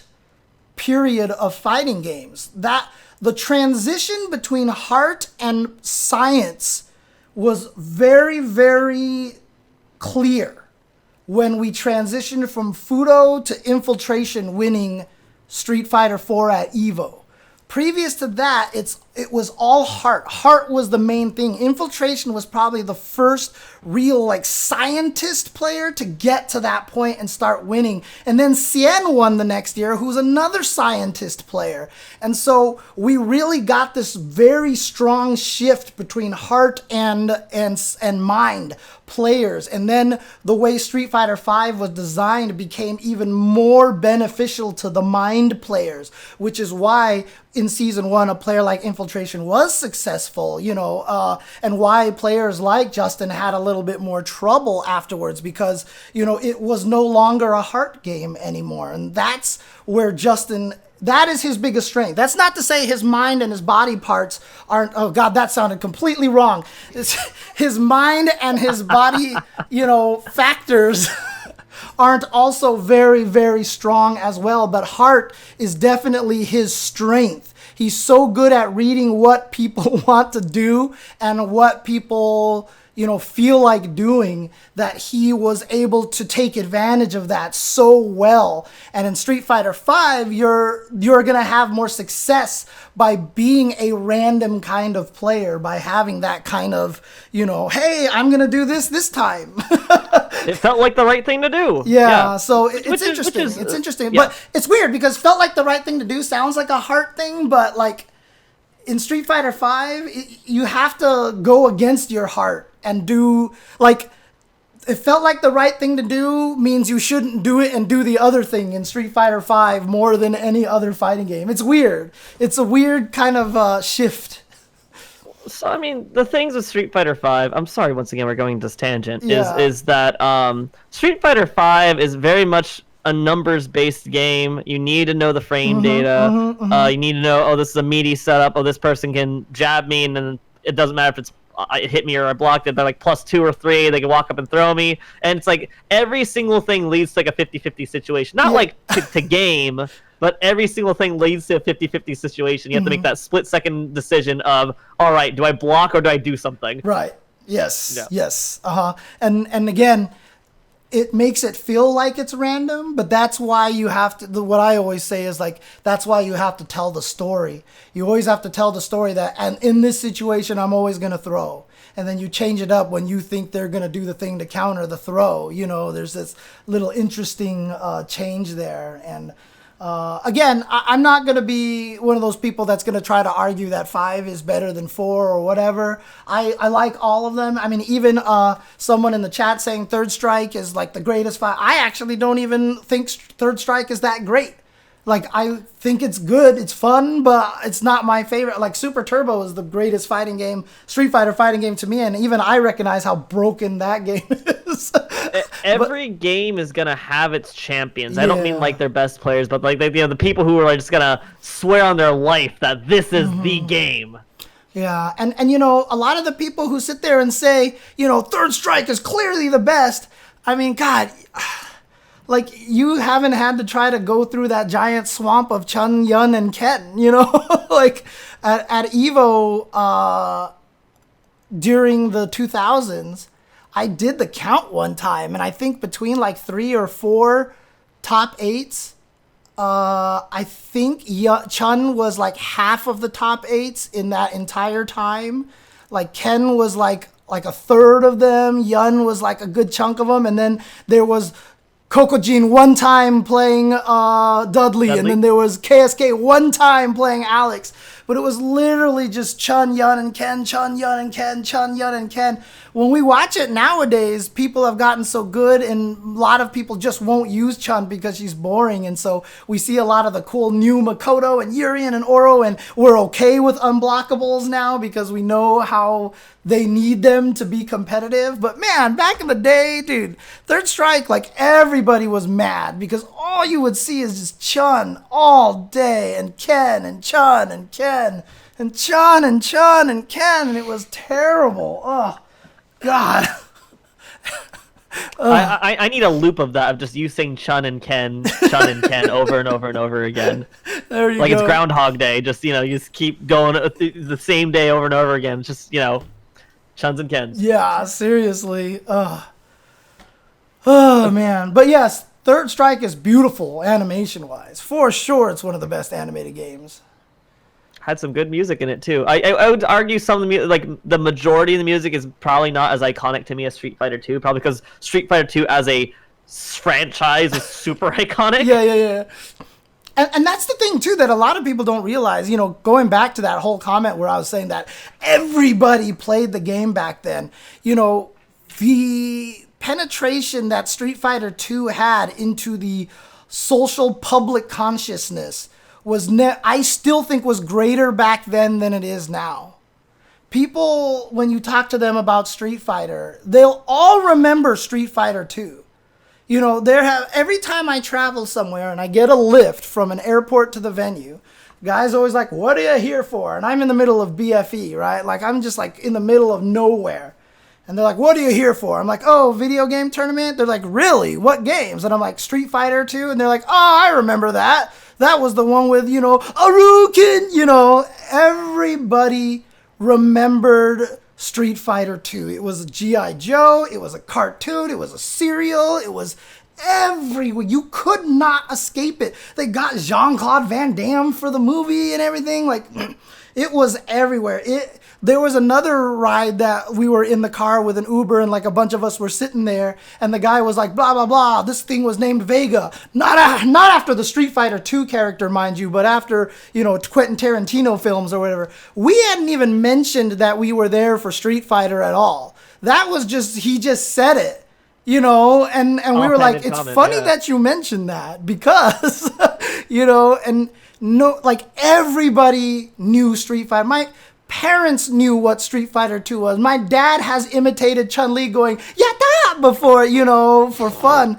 Like, that is what, and like, I always also tell the story that my parents owned a video store back when I was growing up. After the restaurant, they owned video stores, and they would eventually rent video games there. And the way that you did that is you went to go buy your VHSs wholesale at VHS distributors, right? And people didn't know this, but VHS tapes were like $89.99 back in the day. And think about that. When I was in high school, they were $89.99. They didn't believe people wanted to buy movies to own. So it was only a rental business. So you'd have to go to these distributor places to buy them at wholesale prices for like $65, right? So that's why you rented a movie for like, you'd have to rent it like 30 some times to be able to get your money back at $2 a rental. When video games started getting popular during the NES and the SNES and the Genesis era and the NES era, they also started selling video games there. And my parents would always bring us to this wholesale store, and we would always be these kids running up to the lady at the counter and be like, do you have this video game for wholesale price? Because we wanted to get them for cheaper. And then the ladies would always be like, what are you talking about? We were like, oh, like this game called Blaster Master on the NES, you know, on the Nintendo. And they were like, oh, what was it called? Like, how do you spell that? You know, all these things. When Street Fighter 2 came out on the Super Nintendo, we ran up to the lady. We're like, hi, do you have Street Fighter 2? She's like, oh, no, we've sold out of that long ago. Like, there was no confusion. They knew exactly what we were talking about, and it was sold out already. You know, I mean, everybody knew about Street Fighter 2. And that's the thing is, outside of Pac-Man, even compared to stuff like Mario, is a long-term cultural phenomenon. Pac-Man and Street Fighter were the ones that when they came out, they just became this thing that everybody knew about. It was crazy. It was so different. Like even today, if like when you go talk to people who haven't, you know, been interested in video games for a while, you'd be like, hi, I play Street Fighter 5. And they're like, they still make that? They made more after 2? You know, a lot of people have that response. But that's, like I said, because everybody knows about Street Fighter 2. So even during that time, I personally still believe more people knew about Street Fighter 2 then than people know about Street Fighter now, with as many people as playing it, and we have all these esports and stuff like that. I still think more people knew about it then than they do now. I agree with you. You know, way more of the general population, like not even non-gamers, Yes. knew what Street Fighter 2 was. Yeah, exactly. And so it's hard to express to people who didn't grow up and didn't live around that time. I mean, it's not like I was a fighting game fan, so when Street Fighter 2 came out, I was just naturally going to start playing it. It was the first one. It's just when it came out, it was so different and it became this weird competitive thing. And like I said, the arcades would literally, like whenever strangers would come in, you had to beat them to show your arcade was the best. It was about your arcade versus other arcades. And so even if you didn't even know which arcade this guy came from, you just had to make sure you had to send everybody home with their tail between their legs, you know, because you wanted to make sure they went home and told whoever they played with, oh my God, these guys were so good, I couldn't do anything to them. And that's just how it was back then. There were no national tournaments or anything like that. It was just people would jump from arcade to arcade, and you would want your arcade to be the best one, and that's it. What? How much times have changed? Yeah, you know, both Street Fighter and I don't remember who in the comments mentioned it, but you know, Mortal Kombat both exploded onto the scene and became major cultural pop icons. Yeah, everyone still remembers Mortal Kombat as well. I mean, even once we started getting on the internet and we were on AGSF2, Alt Games SF2 on the news groups, you know, even back then we couldn't see everybody play. Not everybody knew how good anybody else was. It was all just assumptions. And I was a Birdie player in Alpha 1 at one point in time. And everyone was like, oh, Birdie can't beat Guy. And I was like, I definitely can beat Guy with Birdie, okay? I could definitely beat him. And one guy responded to me on AGSF2. He's like, well, there's this one player in NorCal who's really, really good with Guy. If you played him, you would never beat him. This dude named John Choi. And I was like, dude, I don't care. I could beat this guy. You know, like, who the hell's a John Choi? Right, exactly. It didn't even matter. Like, we didn't know. Nobody knew. And that's why Battle by the Bay, which we should probably get into in another episode because that's a long story. But that's why that was such a big deal, because that was the first time like NorCal and SoCal for Alpha 2 really got to go up against each other. And then some players even came from Canada. Some players came from Kuwait. You know, it was crazy. We had like 60 some players. It was amazing. I couldn't believe how big that tournament was, dude. That must have been mind blowing to go from playing between, you know, just a few local arcades to, hey, now we have, you know, cross regional play. Yeah, and God, what was it like? Ronin Rumble just had 200 some entrants for Grand Blue Fantasy Versus online. And back in the day, we were like, whoa, we have 60 people playing in this tournament. This is the craziest thing ever. And I guess that's the other thing people in modern times take for granted when you go to a local, you know, go to a tournament, is like, oh, we have 8 players. That's so small. And I guess it's bare minimum. But you have a lot more tournaments, I guess, back in the day that had significantly less. Oh, yeah. It was always very small. I mean, the very first CVS1 tournament at Southern Hills Golfland, I actually got into grand finals on winner's side versus Vi. I sent Vi in the loser's bracket early in the tournament. And then he made it all the way back to grand finals and swept me until I died. I never low blocked. He just swept me. He knew when I was going to stand up every single time, and he swept me until I died. And I was very sad. But I got my second place prize, and I was like, yes! And I took my brother and my friend to the Red Robin next door, and I bought them dinner, and I had nothing left. So that was it. that was it. Right. Those things don't change. Got it. Okay. Yeah. So I mean, back then, yeah, you didn't win anything for those tournaments. Yeah, I know, right? Than Cruz, 60-player tournaments. You know, nowadays is like, oh, dead game. Oh man. Wow, so man, how much that has changed. I was gonna talk. Oh, actually, someone had asked why was KF not as popular in the U.S. I'm wondering what you're comparing it to, if they're comparing it to just like a specific other country or whatnot, or just like the rest of the world versus the U.S. It just never quite caught on. Like I think one of the biggest problems was that after Street Fighter became popular, Street Fighter 2 became popular, too many clones came out, too many fighting games, and there was actually it diluted the player base really badly. And even Street Fighter suffered at that time. And, after Street Fighter 2 had finished, and by the time Hyper Fighting was done and Super came out, Super was eons slower. So Street Fighter 2 was slow, Champion Edition was slow, Hyper Fighting was really fast, and then Super went back to slow again. And everybody was like, what the hell? That really killed most of the scene. Most people were like, okay, game is done. The era of Street Fighter is done. And so a lot of people just stopped playing fighting games around that time. And then that's when everything started coming out. Samurai Showdown, Art of Fighting, Fatal Fury, King of Fighters, all this stuff was just everywhere.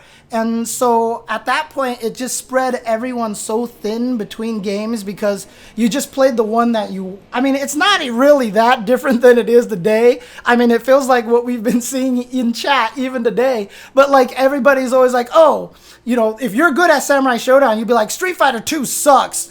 Samurai Showdown is clearly the best game. It's where it's at, man. Yeah, and if you're good at Killer Instinct, you would be like, nah, dude, Virtua Fighter sucks. Killer Instinct is clearly the best game, and like whatever that you played was the best game at the time, and it really diluted everything. And so at that point in time, nothing was gonna be that popular. So, KOF, Virtua Fighter, Killer Instinct, Samurai Showdown, none of those games could reach that popularity level because everybody was already just kind of sick of fighting games at that point in time. So yeah, Marcelo, you got to keep in mind when you say, but KOF is different than Street Fighter. That also, you also have to keep in mind that means people have to give KOF a chance on top of that. Yeah. And most people weren't. Most people already knew what fighting game they wanted to play. You're talking about an era where every week a new Street Fighter clone, like essentially shovelware fighting games are coming out. Yeah. And so you're like, I'm not going to waste my money or time playing this game. And also, you got to keep in mind, say your arcade has 8 Street Fighter machines that are making money like gangbusters, and then there's one KOF machine sitting in the corner, if at best. Why are you going to give that game a chance? No one's playing it. Why are you going to put time into that game? Yeah, and like I said, even back then, because even the casuals, I guess, were all playing Street Fighter 2, you had everybody playing the game. But once Street Fighter kind of dropped out of the social consciousness around Super Turbo era, time period, at that point in time, trust me, most of the people who were casual in the fighting games couldn't tell the difference between any of them. You could say KOF is more offensive. Most of those people wouldn't be able to tell just by looking at it. Most people can't tell the difference between most of the fighting games today. If you showed somebody who was not into video games, Smash Brothers Brawl and then PlayStation All-Stars, they would think it's the same game. They would really honestly think it's the same game because they don't have that intimate knowledge. Because we're in the fighting game community, we have such intimate knowledge between the different games. Oh, this game's more offensive. This game, like for everybody else, they just look at it. It's 2 guys beating each other up. It's the same thing I've seen already. And I played that back in Street Fighter 2. I don't need to play it now because it's the same thing.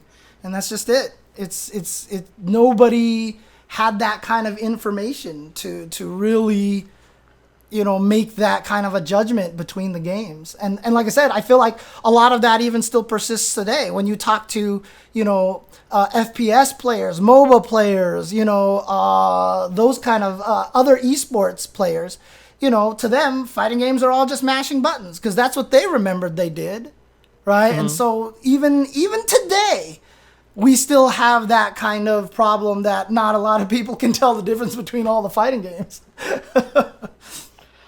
Yeah, that's the crazy part, and that's the point though. In order to find out the difference of that fighting game, you have to get to that point, and a lot of people are like, they're mashing buttons the same regardless of what game they're playing. Right. So they're not gonna tell the difference. Mm-hmm. They're not gonna know what's going on. Yeah, exactly.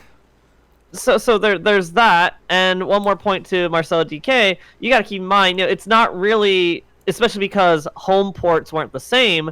It was arcade operators who would choose what games are in arcades, not the players.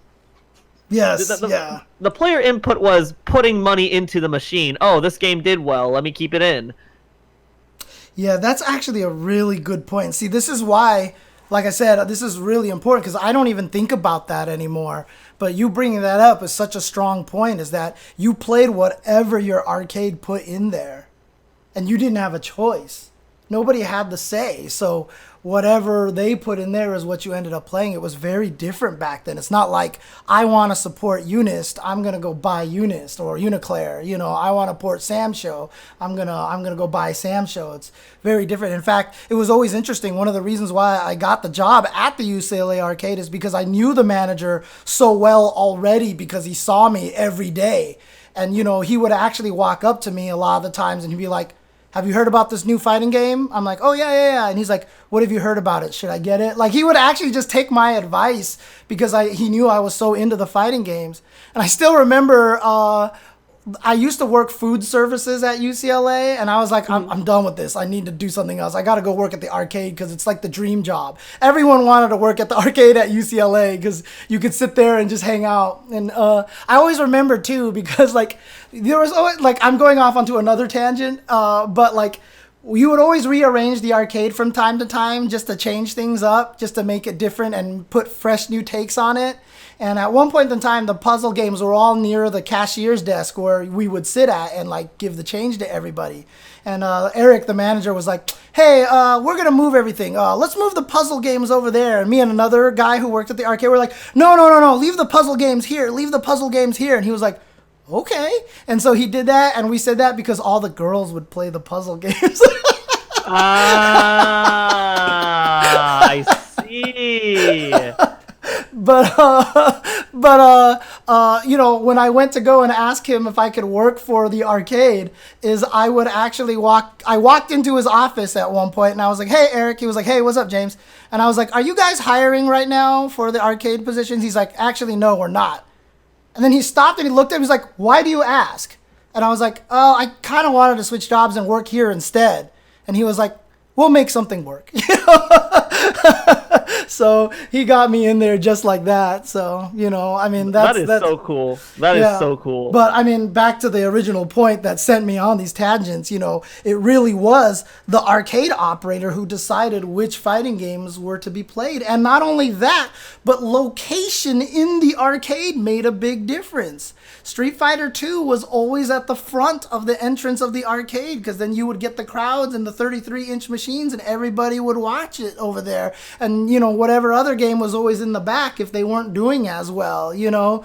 And so, you know, there was so much about location and just what games they picked to determine what got popular. And so a lot of the times, you know, even in the arcade culture, it was a lot of rich get richer kind of thing. You know, when Alpha came out, it was like a new Street Fighter. And so everyone would go and play that, you know, as opposed to here's KOF. People would be like, what's that? You know?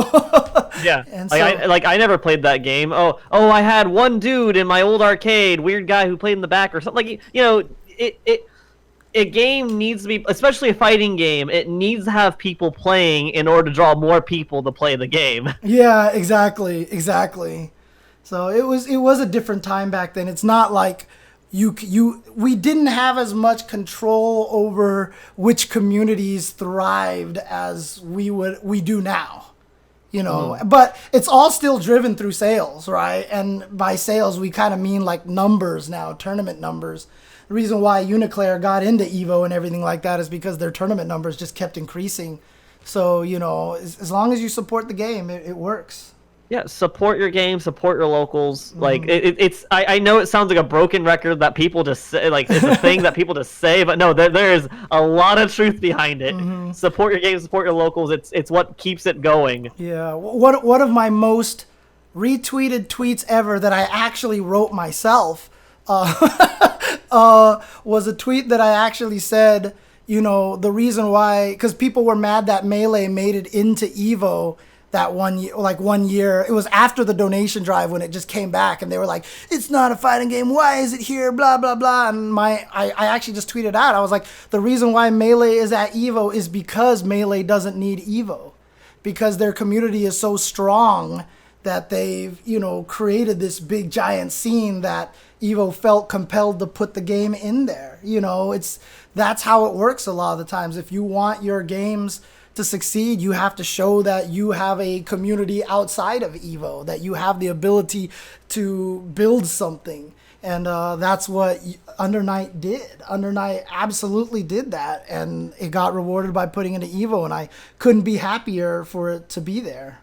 Are you telling me that tournament runners are going to put in games that are popular that people play? You must be kidding me right now, James. Yeah, I mean, except I guess Mortal Kombat. I don't know. That's still heartbreaking. That's still really heartbreaking. I still believe that like there's something weird going on there or something, but anyways. Quick 2 cents. As a Sam Show player, I was surprised MK didn't come back and Sam Show did. Yeah, I mean, obviously, I know both of us were probably happy that Sam Show came back. I'm not happy that it was in lieu of MK, because I enjoy MK11 as well. I felt guilty. Oh, man. Oh, God, Evo going online. No, that wouldn't work at all, dude, because Evo is so international. It's like by the time you get to, hey, guy in Texas needs to play guy in, UAE. It's like... Yeah, what's next? Is Street Fighter going to be done by the Olympics? Is that going to happen? Oh, God. Oh, man.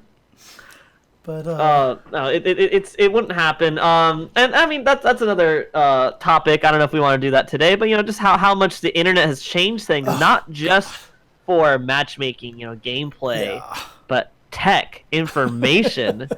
And this is actually one point I do want to talk about. Now we have YouTube, now we have Twitch. Back in the day, you had forum posts, or if you got lucky, maybe locally someone was distributing a freaking VHS tape of matches they recorded somewhere. Dude, we could talk about that forever. I think we've gone on about like 2 hours. No, actually, 2 hours now. So we should probably bring this to a close and save more for next week. There's so much to talk about. So, I mean, my last point isn't even like we're going to dive too deep into another top point. It's just our community has so much culture and so much history. It is definitely worth talking about. And that's one of the things that makes me happiest about it, because, again, like without trying to get into it too much, the arcade culture was very different, because the arcade culture was always a non-discriminatory culture. I talked about how we chased away strangers, but we did it by beating them in the game. But if they put a quarter on the machine, you were able to play. We never said you can't play. Like, you put the quarter on there and we would just be like, time to just kick your ass and make you cry out the door, basically. But you always played. And so arcades were low cost a lot of the times for you to hang out at, and they were non-discriminatory. It serviced a lot of different wealth brackets. It was home for a lot of different ethnicities, for different genders. It was a very non-discriminatory area. And so because of that, it is kind of a universal language, and there is so much culture tied to arcades that, we really could talk about this forever, basically. I mean, when I first entered FGC, that was the most amazing thing, because I was in a very white neighborhood going to school, and I go to suddenly FGC events. I'm meeting people from so many different cultures, ethnicities, backgrounds, and it was like a whole new world opened up to me, because this is a person that might not ordinarily talk to me, but since we're playing Street Fighter together, we're just talking about everything, and I'm learning so much, and it's exciting. I love it. I still love it. That's the best part. That's the best part, is because like all these people that you're talking to and hanging out with, you see the oddest, groups and stuff, but it's so cool, and it's such a melting pot. Especially because, I mean, look how international it is, right? We have, I mean, my favorite story from last year was me flying to Pakistan and having a giant group of players from Pakistan cheering him as he landed and came out of the plane into the airport and giving him gifts and stuff and like wanting to take, I mean, like a player from Korea flew to Pakistan for a video game and they were all in the airport to cheer him and welcome him. I mean, that's like the kind of feel-good story that I feel like we don't get to talk about in the fighting game community enough, you know, because that, to me, that was always one of the you know, make James kind of start tearing up moments, you know. Our community, our culture is beautiful. Yeah. Or at the very least it can be. And it's something, that's why I really, really want to sing my praises and I want to get as many people as I can into the FGC because there's a lot of wonderful things here. Yeah. If you know how to find it, if you know the people. And again, you know, I'm not going to sit here and pretend that there aren't scumbags here or there aren't problems that we have to solve as well. I mean, there's tons of things, but we're working on it. But, you know, I feel like fighting games are a lot farther ahead than a lot of other, you know, places and a lot of other, you know, communities out there. But again, that's going to be my bias because I'm in it and I love the FGC and everything like that. But I don't know. I like what we have in the fighting game community. And I feel like we're in such a great place to already be one of the more progressively welcoming communities than a lot of other places. I feel like we're already in a good position for that. So that's why I'm going to keep fighting for it in any case. So and same for me. And you know, as times change, I mean, we were even talking about this very early on in this segment, talking about how, you know, even people's sense of humor, things that are considered okay or tolerable back then, or you know, things change. And yes. Or you know, throws, you're not allowing to throw people. Right. It's I want to strive to make the FGC as open as possible, where people can feel welcome, as welcoming as possible. Yes. There you go. I want to strive to make it as welcoming as possible because there is so much beauty and, you know, so much beauty in the FGC that I feel like a lot of other gaming communities don't have, related to the human, personable, in-person aspect. Yeah, and because think about it, a lot of other esports are, or like, so almost all the other games in esports that aren't fighting games don't have an arcade history. They were always meant to be played like online from the get-go for the most part. And that's a very different background. And that's one of the, I mean, you know what? We'll go ahead and close on this idea here, but like, that is one of the most important things, that guys like Vi have become one of the main community guys out there, you know, that people like me keep talking about these kind of things, because preserving that arcade culture, in my opinion, is so important, because the arcade culture was about face-to-face. Even if, like, when I first started my first year at UCLA, a couple of the players who were there, who were already the established dominant players, you know, they didn't like me because I was just like this young little punk kid. Who are you? You know, whatever, blah, blah, blah. And then once I started beating them, then it was like, hey, let's hang out, you know, kind of thing. It was like, you proved yourself, but I'm not trying to paint that as like, you know, there's this weird like fight clubby kind of mentality. No, that happens because you're in person. And no matter what, if someone starts to prove themselves to you because you're right there next to them and you see them face to face, it's that much easier for you to gain that kind of respect, you know, for somebody else that's there playing with you. And you can't hide behind a monitor to be a jerk. You can't hide on the internet to be a jerk. And there is something about that, you know, like I said, you put a quarter up, you can play. You pay your entry fee, you can play. That's why fighting game tournaments are always going to be open bracket tournaments like that, because we're preserving that in-person, you know, anybody has a right to play and you can prove yourself. If you give yourself, if you have it in you to be able to prove yourself, you can become one of the best at that arcade as well.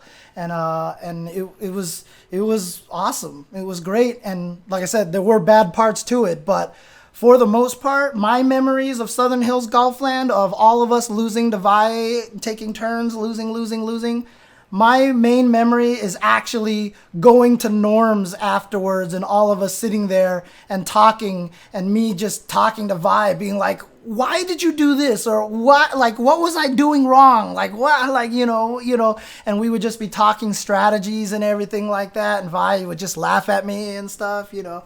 That was, that to me is the memory of the fighting game community, of the arcades for me, so. That has always been one of my favorite things. You know, after a tournament or whatever, you go, or local, you all go out to eat. Maybe you all go watch a movie. You all hang out. Yeah. And one of my favorite things I ever had was a round table balance discussion with other high level players. We were just like, and we were having a really fun time. We were feeling so hyped up. We were getting really into just talking about game balance. Last point I just wanted to show just before that's my final point when you mentioned Golfland is so when I was a kid, I actually subscribed to Tips and Tricks magazine. And so I still have a bunch of my old issues all the way up until they canceled in like 2009 or so. Right. And so I have an issue from August 2003 here, and there is a section called Tournament Report that talked all about the top players in like Third Strike, Marvel 2, CBS 2, and it's funny, I saw these names growing up before I got into the FGC, and I see names like, Justin Wong, Ricky Ortiz, John Choi. I have no idea who these people are. I never would have imagined 20 years down the line, I'm going to know these people, and I've talked to them. I've had meals with them. I've stayed in the same room with them. It's crazy to me. And the last thing I'll add to that, you know why that section existed in Tips and Tricks magazines? No, actually. Because Jason Wilson worked for that magazine. Jason Wilson, the guy who owns what is the arcade in like Tennessee area? Yeah, Jason Wilson. There you go. Old school fighting game player, also one of the finalists in the old Nintendo tournament long time ago with like Rad Racer and stuff like that and all this stuff. He was a big fighting game. He's the guy who owns the arcade out in like Tennessee. I think it's like Galaxy Arcade or something like that. He used to run Midwest Championships. So before Keats took it over to UFGT, Jason Wilson was the one who ran Midwest Championships, and then it became UFGT with Keats running it, and then Keats, passed it on to Rick the Hado and all that stuff like that. So there you go. There's that history right there. Thank you, because now that's new bits of lore I never knew for magazines and information I've seen for like the past 20 years of my life, and I never knew that. Jason Wilson was definitely part of the FGC. The very first time I met Jason Wilson, he showed up to the UCLA arcade, and he played me in Super Turbo, and I played Zangief versus his Gaia, and I beat him, and he was like, "You're actually really good."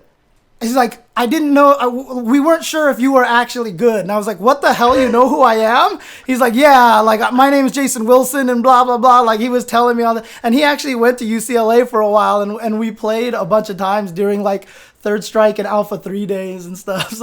So cool. Yep, there you go. Wow.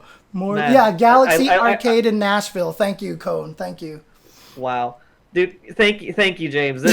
I have learned so much from this, and I can't wait, because I know there's still so much more to learn and so much more to find out. And hearing stories and hearing all this lore directly from you is just, it's exciting. It's mind-blowing. I'm glad. And like I said, that's why I was really excited about this, really excited about having you kind of be the curator of this whole thing, because like I said, I know how much about this that you're passionate about yourself, that you love this kind of stuff. So I knew you would be the right person to kind of cover this kind of thing, because you would ask the questions I think that the chat would want to ask. You know what I mean? So I think that's working out good. So. So there's so much I want to know, and I imagine there's still many things that the chat wants to know. Not to say like we're gonna answer questions now, but if chat wants to, prepare questions, like things you want to know, you want to ask us questions throughout maybe another stream or whatever, just Yeah.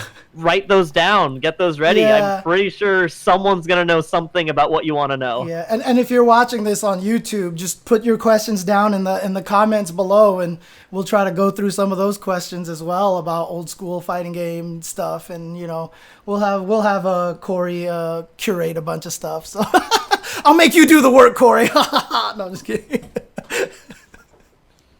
What are you doing? Oh, what happened? Cory! No! No! Like, comment, and subscribe so I can afford the phone to unstuff the internet tubes so that Cory can come back.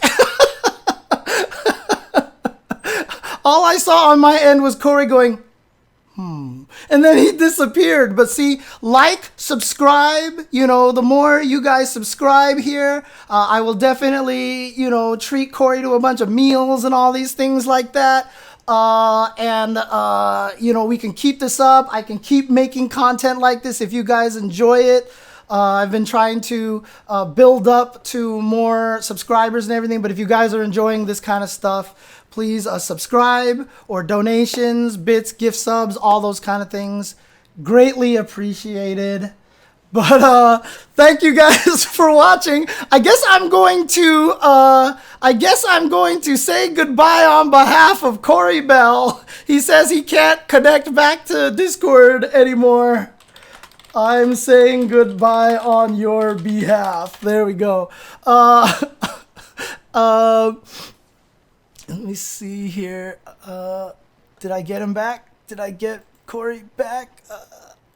All right. Anyways, thanks guys for watching.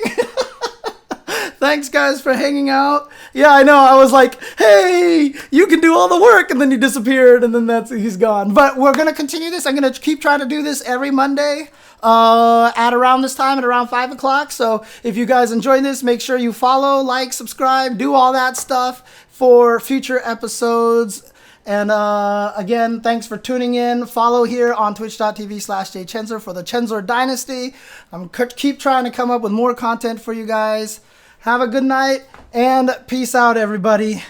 I should like play the Guile theme here. Dun, dun, dun, dun, dun, dun, dun, dun, dun, dun. Round 1, fight.